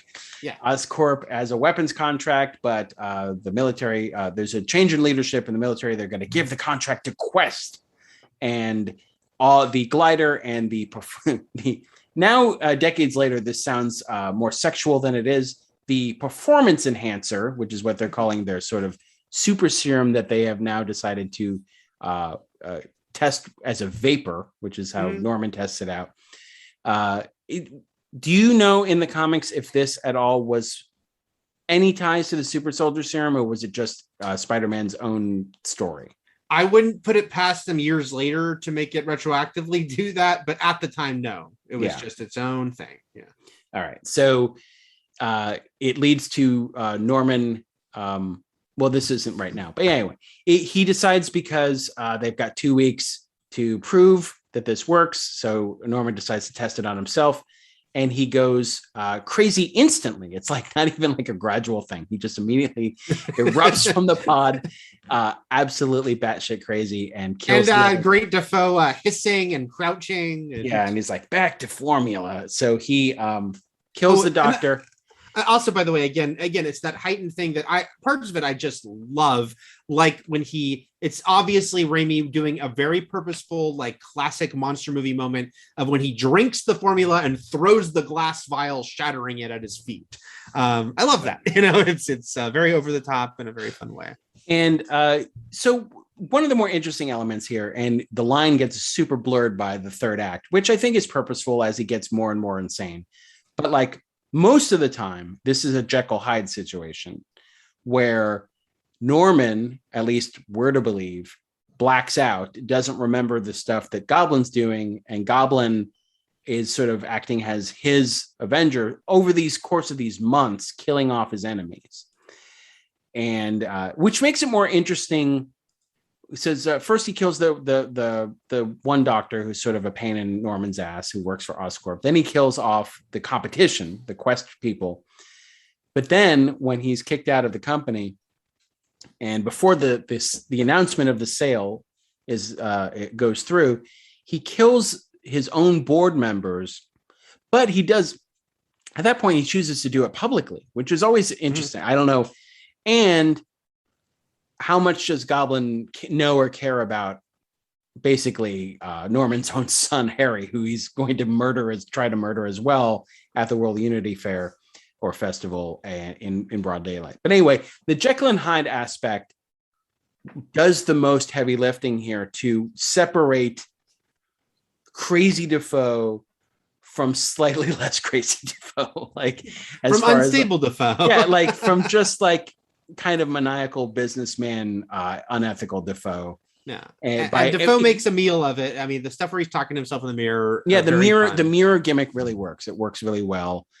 And the idea that like a Chucky doll or like anything that's in your life, like this passenger that is there secretly killing in your name to, or like like I was gonna say the name of a movie, but maybe that would give it away. That like is killing on your behalf, but you remain blissfully unaware, unburdened with that knowledge, at least at the top of your brain, maybe subconsciously deep down, but like you're not willing to admit it to yourself. There's a moment when they show him like the morning after, and I can't remember if it's probably Harry comes to talk to him, and he's kind of like groggy. And there is this, we're talking about like kind of the little bits of horror that Raimi puts in this movie. And there's this quick flash of him remembering of like, and it's like this huge sting in the soundtrack of like showing him like all manic and crazy the night before.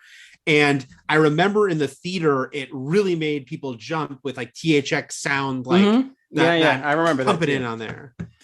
And those are sort of also, and there are more of them in the second movie, but Raimi's horror beats sort of coming back into play in those situations. Yeah. Okay. This is going to take forever, I realize, because we really want to talk about this movie a lot. So let me try to blow through here. Although I will say this is the first of at least two of the trilogy where Oscorp seems to have all of its eggs in one basket, and yes, and if this falls through, everything's ruined. The company is completely ruined, and in the second one, it's Octavius's project. I'm just saying they need to spread out a little more. Okay, so let's just go through. Okay, so he's learning his powers. Talk about our big scene, obviously. Okay, we'll get to the wrestling, but he's learning his powers. So yeah, he's more agile. He wakes up. He can see. Now he's ripped. He can. He notices his hands are sticky. He's got super fast reflexes. He beats up Flash. I thought the thing with the tray is still really funny when he the tray catching the lunch is funny. The sort of the slow-mo to show you that he's moving super fast. That's great when he's watching the punch. That's great. Yeah. But then and obviously, like, I'm not going to pick the movie apart for this, but it is funny. Like, Peter Parker does these crazy flips and literally punches Flash like 30 feet down a hallway, and everyone's just like, yay. Also, they still call him a freak and hate him. But the fact that, like, if you're looking to not let people know you have Spider-Man powers, this is not the way to do it, because over the summer when Spider-Man hits, everyone's going to be like, hey, remember when Peter did those flips? Anyway. So then we've got the learning to shoot webs. We've got the up and away web. We've got Shazam. So first of two DC references in this movie. And tries to swing, smacks against a wall. Another Raimi trait of like sort of taking the piss out of his heroes and beating them up, making them fall, making things hit them in the face, stuff like that. Then when he sees Flash has a new car, he's like, I need a cool car. So he starts planning to do that. And this, as a wrestling fan for the majority of my life, even in 2002, especially coming out of the heyday, the late 90s, early aughts boom of wrestling, this felt super, super antiquated, because it was from the 60s comic, where no wrestling promotion ever worked this way. Wrestling's treated like it's real here, and that a promotion can just pull people off the street and offer them money to not die in a ring with somebody for 3 minutes. Like, that was a very old-fashioned notion of like carnival wrestling. And it, that was from the original origin, and they used it here. It was never used again. They never went back to the wrestling well for any Spider-Man story.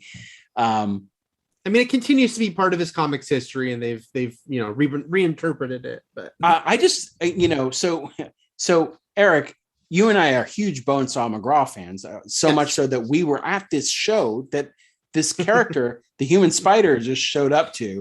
Yes, ruined our afternoon, ruined our entire afternoon. We were so angry at that guy because we paid hard-earned money to sit there for hours while victim after victim apparently was just fed to Bonesaw McGraw. There were no other matches on the card. It was just Bonesaw's going to stand in the ring and beat people up for 6 hours. It kind of sounds awesome when you say it like that. Yeah, so we should reiterate, we've mentioned it in the past, tweeted about it, but we were extras in this movie in the wrestling scene. It was a big open call for unpaid extras. They just needed people, butts and seats to fill that. But of course, we were super psyched to do it. So two of us and our friends Brent and Kevin all went to do this. I remember we saw Macho Man coming out of his trailer. Do you remember that, Matt? As we were walking by, and it was very exciting. Like for Matt and I, it was really exciting because it was a Spider-Man movie, and Macho Man Randy Savage and Bruce Campbell were in the freaking scene. Yeah, like it really was kind of insanity. We didn't know Bruce Campbell was going to be in that scene. Did we even know it was Macho Man? No. Okay, I was like, did we not know it was Macho Man? I don't think so. I think we talked about it after we walked by him. Yeah. So we saw a good portion of a lot of this, which is like we saw him throwing the Flying Dutchman out of the ring and going through the table spot. We saw him walking we saw the Tobey Maguire in the cloth costume walking down the ring and the women berating him.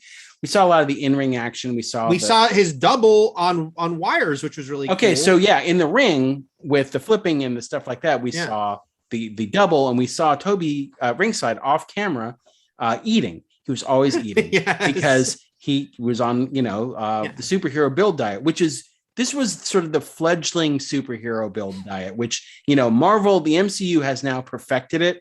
The insane domino shaped physiques of the men, like as far as like what they can get out of leading men. But like, this was sort of like the proto version of that, but it still meant that he had to intake a lot of calories. So he was just, but also, of course, it is funny that it ultimately is more comics accurate for Spider-Man because, if you read some of the behind the scenes on this, they're like, there was a bit of a fight with Raimi to get the studio to agree to Toby because he was not a traditional like superhero hunk, even though, of course, Spider-Man shouldn't be that anyway. And even physique wise, Spider-Man is always like sinewy. He's not like a muscle bound, like, he doesn't have to be, nor is he typically drawn that way. So Toby like looked right. The muscly he was in this movie was Peter Parker appropriate. But you're right, Matt, like these days he'd still get more buff because that's just what you do. And so it was a fun day in the crowd, being told to cheer Bonesaw and to boo our hero, anyone he was facing, including Spider-Man. And the scene itself is fun. It's got a line that doesn't really play super great as far as like the nice costume. Did your husband give that to you? Have you seen the meme though, Matt? It's made for a good meme. I did. I have seen the meme. But that's a very dated thing that unfortunately comes from Spider-Man himself being like, ha ha, husband. But no, the scene, it's a fun scene, which, yes, of course, not at all realistic scene, but very fun. And it was very fun to be there. It was a long day, but, we got to see a lot more than I thought maybe we would. Because I remember being really impressed that we got to see like the flippity doos, that we got to see a guy on wires and stuff. That was really cool. And I remember it was funny because, again, this was like random people brought in to fill seats. And there was some school kids near us. And I remember biting my tongue to not be that guy. Even back then, I knew not to be that guy, thankfully, when this girl, because he came out in his prototype Spider-Man outfit. And I'm thinking, oh, cool. Because in the original comic, he just had like a makeshift mask. Yeah, he just had like pantyhose on his head or something. Right. But I understood. Yeah, I quickly understood what they were doing. Oh, he's got like a prototype Spider-Man outfit. But this girl near us, like a young teenage girl was like, that's not Spider-Man. And I stopped myself from saying, well, you see, this is before his final costume, even though I was thinking, the restraint, Eric. Yes. Bruce Campbell was funny. Randy Savage, in no feat of acting stretch, just played himself and called himself Bonesaw. Just delivered lines. Delivered lines like Randy Savage would. And we should mention Octavia Spencer. Octavia Spencer was there as signing up people for the NYWL, which I assume is New York Wrestling League or New York Wormy Losers. I don't know. And then he's like, I've got you for 3 minutes of playtime. And do you remember if you went to go use the bathroom or get a snack, we would walk by what we would later come to realize was part of the World's Unity Festival set. It was like parts of like the broken terrace. I don't remember that at all. Maybe maybe I didn't have to pee. I don't know. There were these pieces that I would later realize, oh, this is like part of where they're standing that the Green Goblin blows to hell and stuff. I am upset that we weren't given saws to saw our arms. No, but if you watch the 2 seconds of the movie we're in, where we're barely in it from far away, you can see me doing a slice across my throat motion. I'm doing double thumbs down. Not just one, but 2 thumbs down. So I'm Siskel and Eberting all of this. Right. And there were chair shots. And anyway, this all leads to the part of the origin story where Peter gets cheated. The robber robs the cheater. Peter doesn't stop the robber, leads him to a dying Uncle Ben, and the infamous Tobey Maguire ugly cry. Mm-hmm. And I appreciate the fact that Uncle Ben, after having already given him the rigmarole, the great power comes great responsibility speech, doesn't have a final line, like no wise words before he dies. He's just like Peter. It makes it more sad, like he doesn't. And although, because it's like slurred speech too. It's really sad. It's like, it's all sad. And it's sad when he, the Peter, it has that big, oh no, Peter, don't say it. When he's like, when Ben's like, I'm not your father. And he's like, then stop pretending to be. And it's like, no, Peter, no. I know, because we know what's going to happen. Yeah. But so, but what if he did? What if he was like, avenge me? And then like, he wouldn't kill them all, Peter. Kill them all, Peter. Your new responsibility. Leave no one unburned. Yeah. And then he doesn't feel bad when he kills the robber, quote unquote, accidentally. Okay. So then we get some of the early CGI technology as far as like animating human characters that wouldn't work a few years later in Matrix Reloaded that well. But this was the stuff that was shown that made people think that we can do a Spider-Man movie. Like, Tobey Maguire runs down the alley, super pissed off, super hot, meaning angry, not attractive, but he was super hot too. So anyway, like basically he leaps up onto the wall and becomes a cartoon, a computer graphic, as to the best of the abilities of the effects of the time. Right. And you could see the face is fake, but you can also see that they're going for Tobey Maguire's resemblance there. And then with the swinging works better because it's in motion and further away. But yeah, the up close stuff is like, but this is the basically the oil that made the wheels go. You know what I mean? This is like, oh, we can do this, so maybe we can actually bring Spider-Man to life on screen because we can do this now. Maybe that doesn't look great in 2021, but this is the moment when he, through pure anger and determination to get revenge, learns to swing through the city. Yeah. And look, you don't get to groundbreaking effects without the effects along the way. So it's like, as much as we talked in recent weeks because of the Matrix movies about this early 2000s time where digital is ramping up bigger than ever, and they're making big swings that aren't quite there 100% realistic. And the Star Wars prequels have this a lot. Attack of the Clones, same year as this movie. Also having some digital doubles with both the clone troopers. I remember Anakin riding on the back of that creature is super fake looking, but it hadn't been done before. So it's like they were still groundbreaking effects. And when I watch him swing through the city, I'm like, yeah, you can tell a lot of the time it's a digital double. It also is really cool. It's the first time we see him swing through a city, not just in this movie, but like ever. Like, when you compare any time that they'd ever done Spider-Man, they had to do like the really fake, like whether it was the Japanese show in the 70s or the American show in the 70s, just having him like walk slowly up a wall and whatnot. This is like, wow, we're really seeing Spider-Man swing through a city like I've always imagined in the comics. So even though the effects are of the time, and they're not where they would be just a few years later, because they do digital doubles, guys. We don't know them all the time right now. Back then you could just tell. And again, because I want to say we could tell then, like, it's like we knew, we didn't mind. I still don't mind. Also, the cars really were cool. real. Yeah. Everything else was real. So like, it didn't become like, oh, this is just a cartoon. He was this digital entity was interacting with real things. We get to the moment where he corners the suspect in the shooting, and he, realizes after a brief one-sided fight, oh, look at this guy's hair. This is the guy who I let go.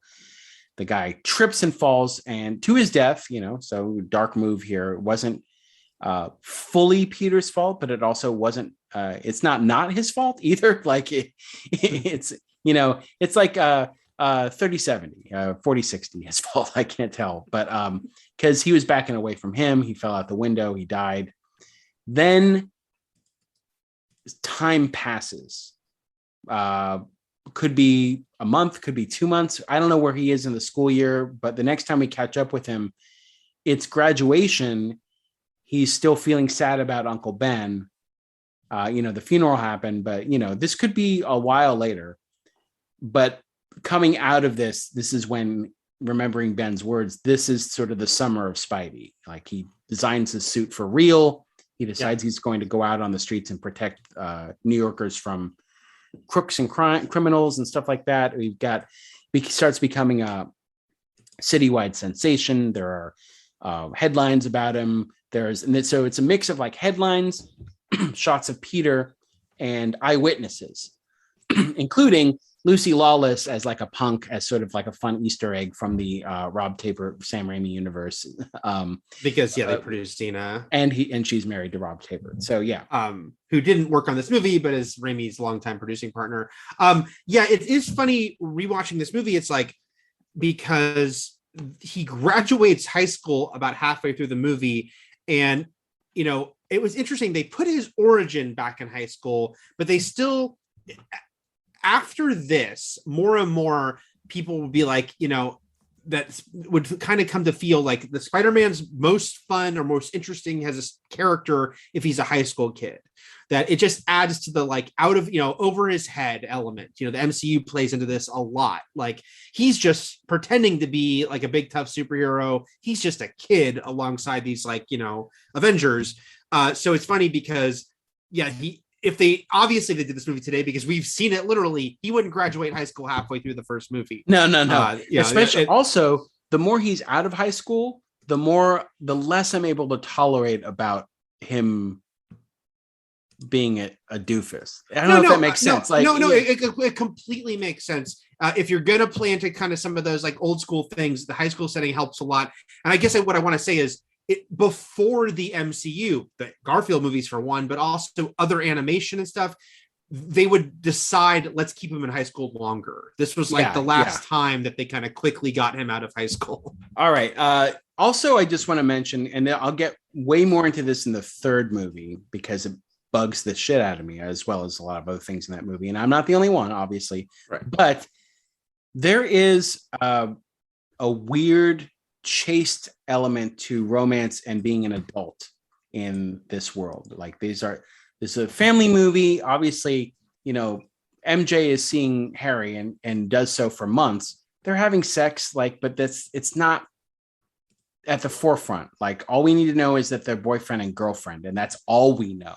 Like, they don't. It's part of the old-fashioned feel. It's an old-fashioned feel, which is why it doesn't work in the third movie when Peter's like, "I want to marry you," and they don't even like live together. But they should have been together for years. They don't know each other at all, and he's like, "Yeah, this is a good time to marry MJ," and it's just sort of like literally, is this 1952 or what? Like, right. So, Summer of Spider-Man. By the way, Eric, what's a freaky Lou or a wackadoo? Do you know what that is? I don't. It's a freaky Lou or something. I also want to talk more to I can't remember this guy's name, but he's a stand-up comedian who's like, he stinks and I don't like him. Like, I want to know, like, why? Follow up with that. Like, what don't you like? So then we get J.K. Simmons. Oh, so good. So great. I mean, he's great. The lines are great. The His Gal Friday, like fast moving, delivery is great, as far as like as J. Jonah Jameson brought to life, and again in a way that we never thought we'd ever see. And that character, we should say, in the even as the comics evolved with the times, Jonah always stayed kind of very classic. So yeah, that was a case of like, yeah, this is perfect. It's like, yeah, his blustery, over So the top good. fun. And he's got the comic book look, which is weird. And we haven't mentioned this yet, but the fact that like at the time it was, it raised as much of a stir as it could during the infancy of the internet, and what sort of low blood sugar discourse was going on around this movie, like the changing of the Goblin costume to like take comic book elements and make them work for the screen in a way that doesn't like if it was literally the Goblin costume from the comics, it wouldn't work. It's like cloth, and somehow he puts this mask over his face, and it's like his bone structure changes to the point where he looks like a goblin. So here it's like metal, and the mask itself is like a version of like some sort of like weird rich guy tribal mask. The suit was the flight suit for the glider specifically. Yeah, and like the mask comes from like the type of antiquities that rich people just sort of have in their collections or something. But in the end, as much as people may have complained back then, it works, and it's become sort of like a second iconic Goblin look. And it really does kind of work in that fight at the end when you get full close-ups of Willem of the mask, and you could see Norman, like Willem Dafoe's face behind it, like his mouth talking from between the goblin teeth, and you see his eyes. Like it really works well. Anyway. I don't like it.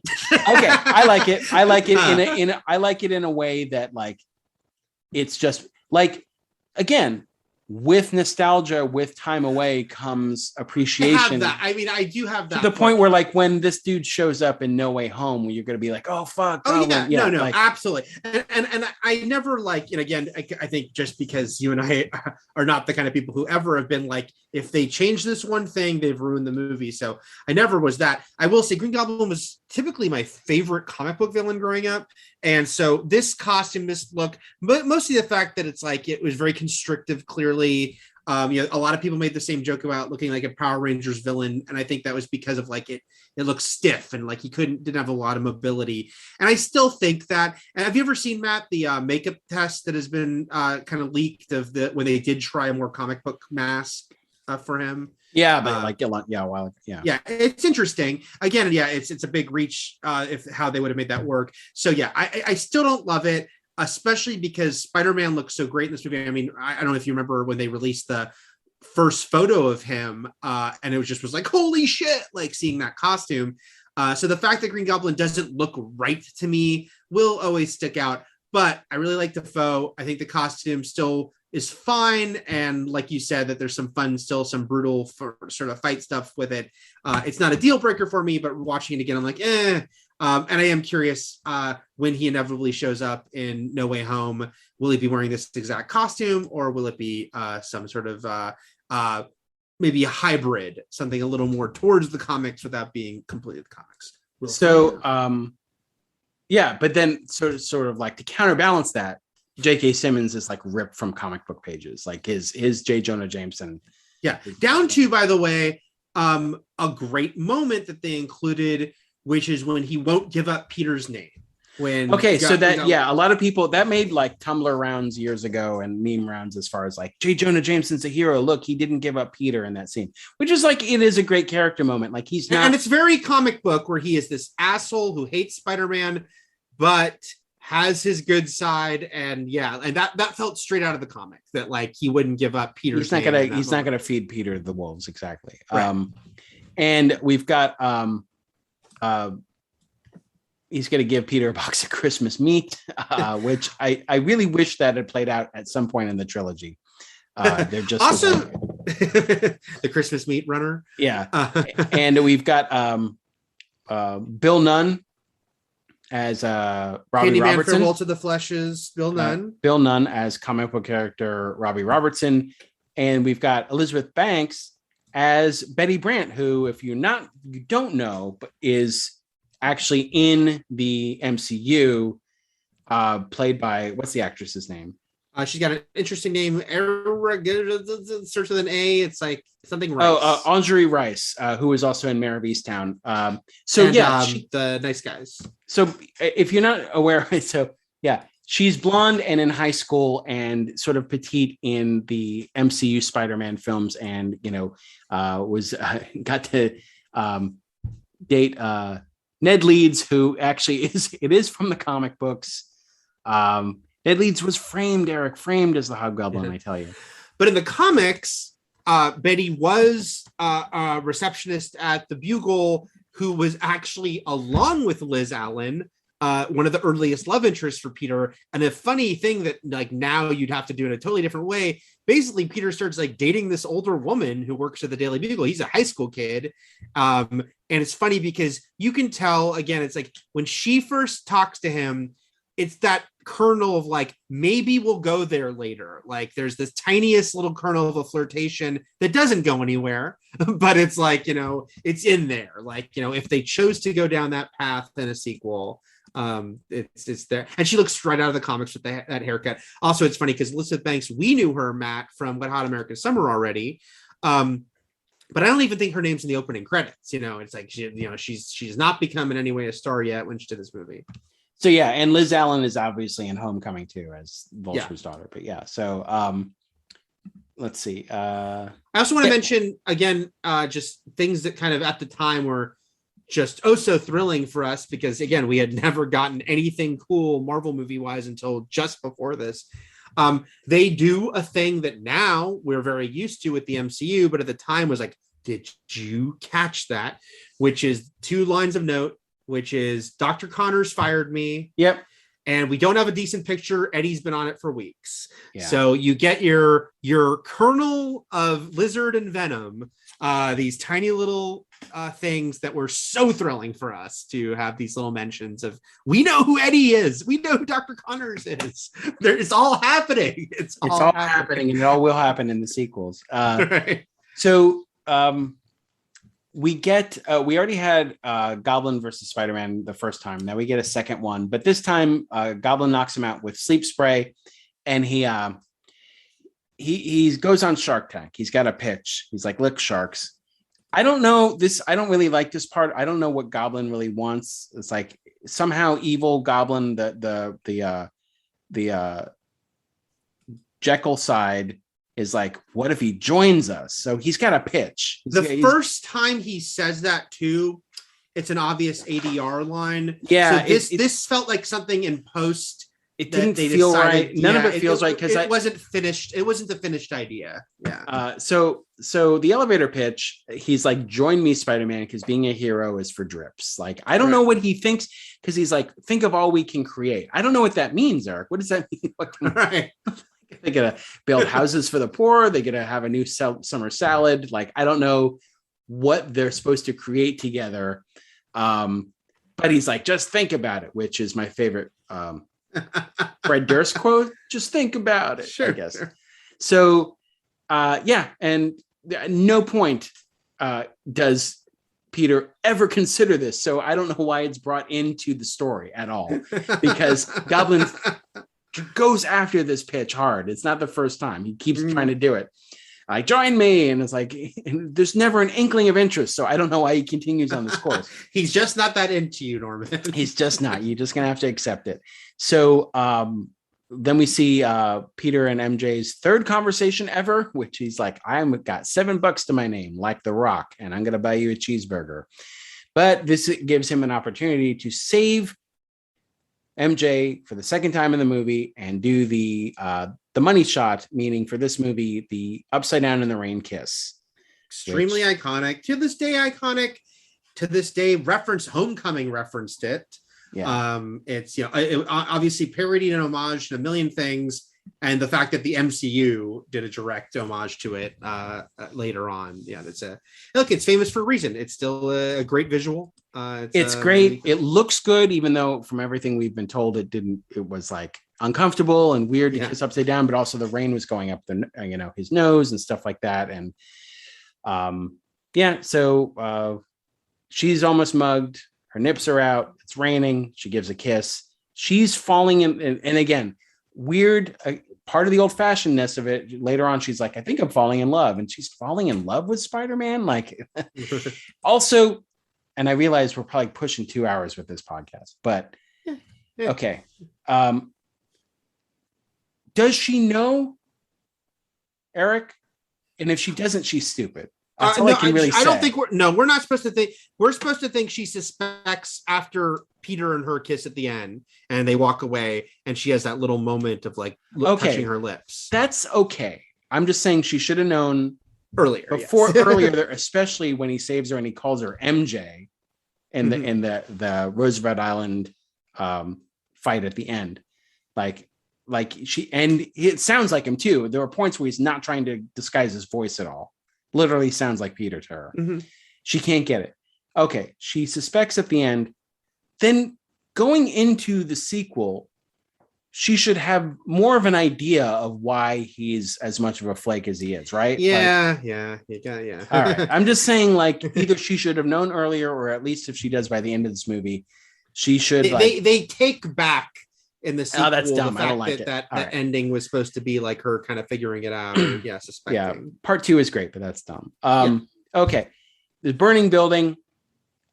Which is weird because there's a burning building in the second movie too. A lot of burning buildings in New York City in these Spider-Man films. Sure. And but he saves a baby, but Goblin is there. I don't know if the entire building was a trap or if Goblin was just like laying, I don't know. Anyways, disguised as a woman. This will be fun.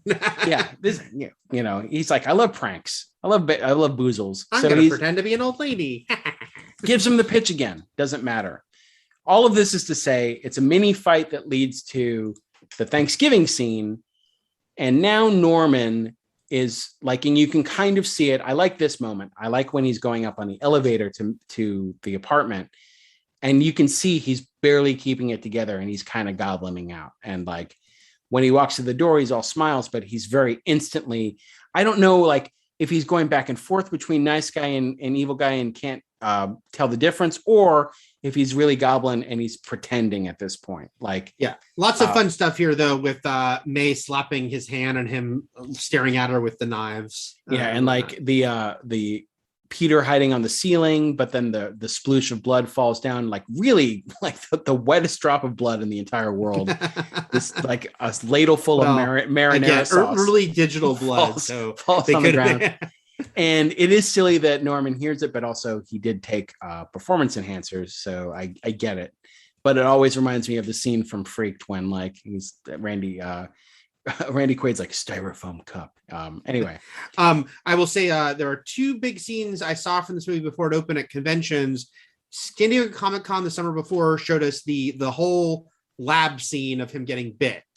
So everything in that scene of like MJ posing for him, to the spider biting him, to them panning into the like digital readout, and then it must have been WonderCon because it was closer to the release of the movie. They showed this whole scene, the Thanksgiving scene, up to the blood dropping and Norman furrowing his brow, and that's where it cut off. I remember was a big ooh because we thought he's gonna catch him right now, and he did. I mean, like that's when he finds out, and that's when he's like, I need to attack his heart.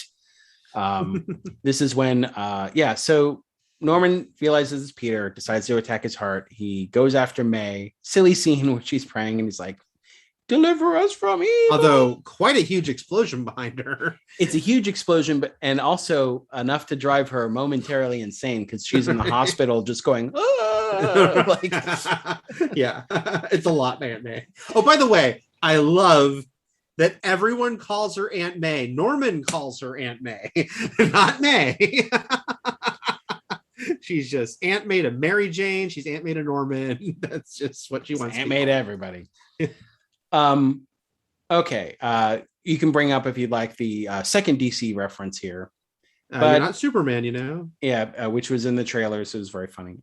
Peter has his fourth ever conversation with Mary Jane, and when she comes to visit May.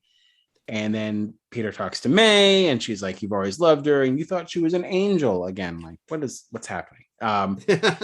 And although at least there's some cute stuff there with like, again, you know, Tobey Maguire is very good in this movie. And just when he's like, I said like, you know, because that is of course ridiculous, but at least there's a little bit of incredulousness from Peter. Like I was that big a dork. I was an idiot. Right. So then we get the final fight. Sorry, it's a race to the finish here. Getting sleepy. But it's an awesome set piece going on at the end. Even before the sort of mano a mano fisticuffs, brawl that's really brutal and really fun.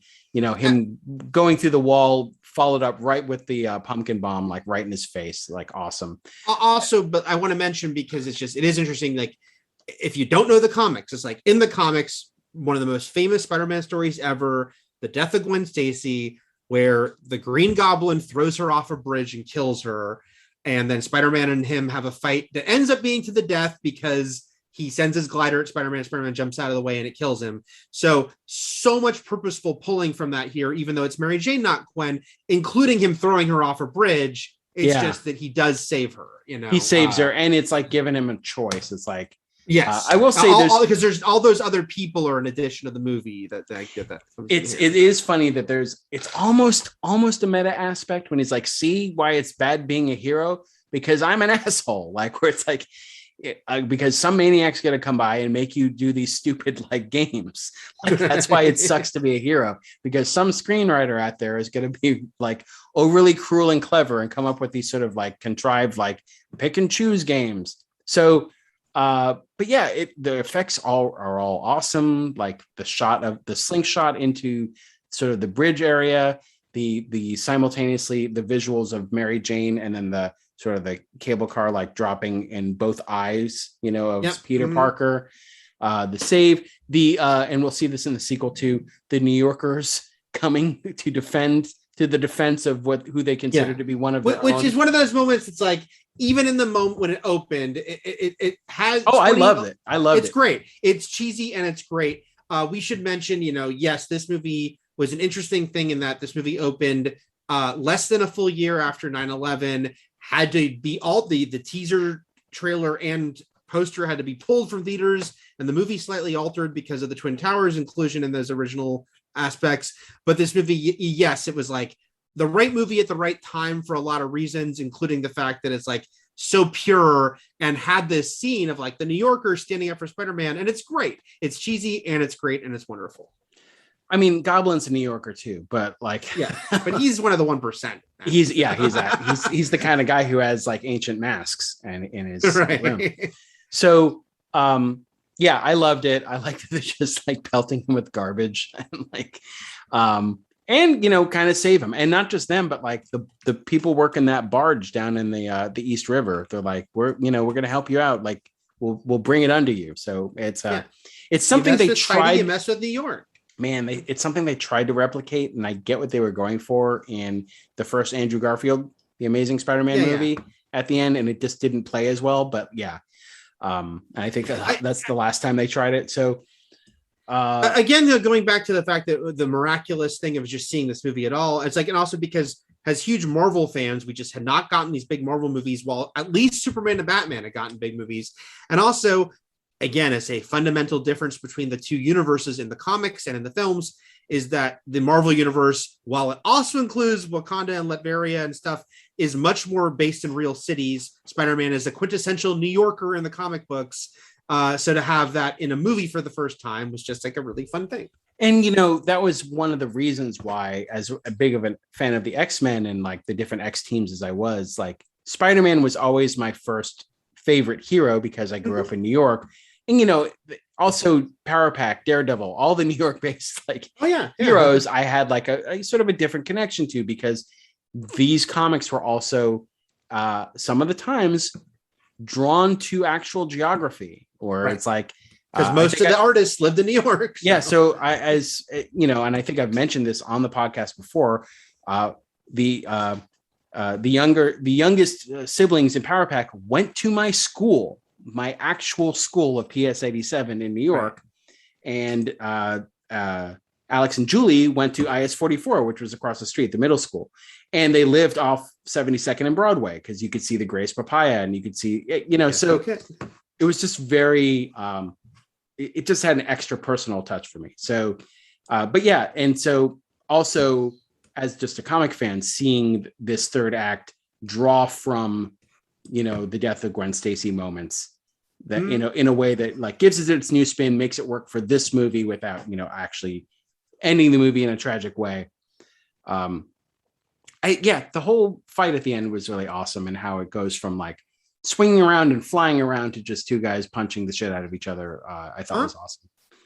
No, it's great. And the way Goblin dies is great. And don't tell Harry. And then it ending with sort of a classic, Spider-Man tragedy moment of Harry saying, "Spider-Man will pay. Thank God for you, Peter." His best friend, the conflict, Matt. He wanted, his best friend is out to kill him, and yet thanking him because he doesn't realize that he has these two identities. So it's funny that Peter's takeaway. So obviously it's a heightened circumstance, a very exaggerated circumstance that the robber he lets get away is the one who kills Uncle Ben.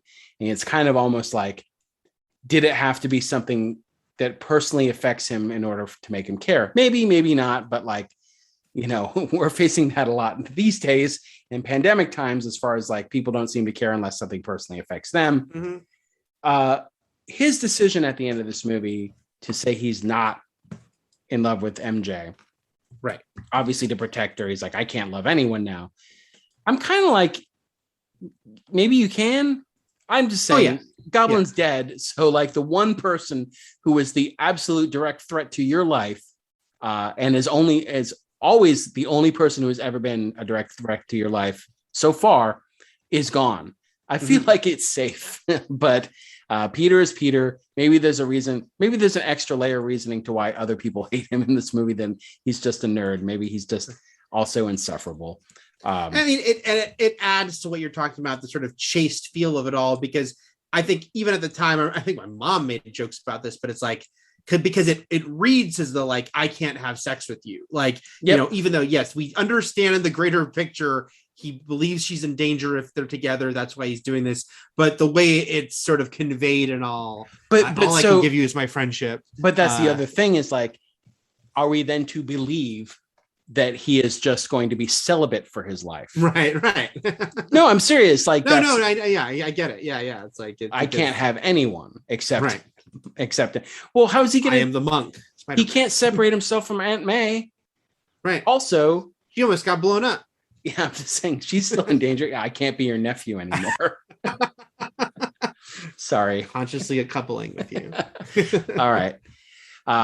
I should consciously uncouple from this podcast because it's late for me here. And it is. I want to send two quick final thoughts. First of all, I still really like this movie. I think it's a great origin story in a way that we don't see much anymore because times have changed, things have evolved, but in the way it takes its time, gets him into the full costume an hour in, et cetera, et cetera. I think in some ways I like the first hour more than the second hour, just because the first hour is sort of so pure on its telling this charming origin story, even with its, kind of funny, cheesy. I do too, because there's just more missteps in the second half as far as the Goblin's idea about being a tag team somehow. And I don't know. I super enjoy this movie.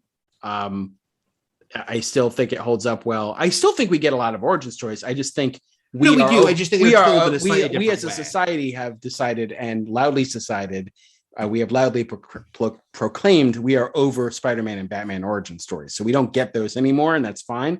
But we just had a huge hit with Shang-Chi. We're still learning new heroes in their. But most of the, even Shang-Chi and Captain Marvel, of course, do a lot of the jumping back and forth in time thing. I'm saying, I guess, the narratively, just we're telling you in order, here's how it goes, versus flashback. Present day, flashback, present day. That's true. I mean, flashbacks are such an overused tool now anyway. They're just part of the actual fabric. They're not even a device. So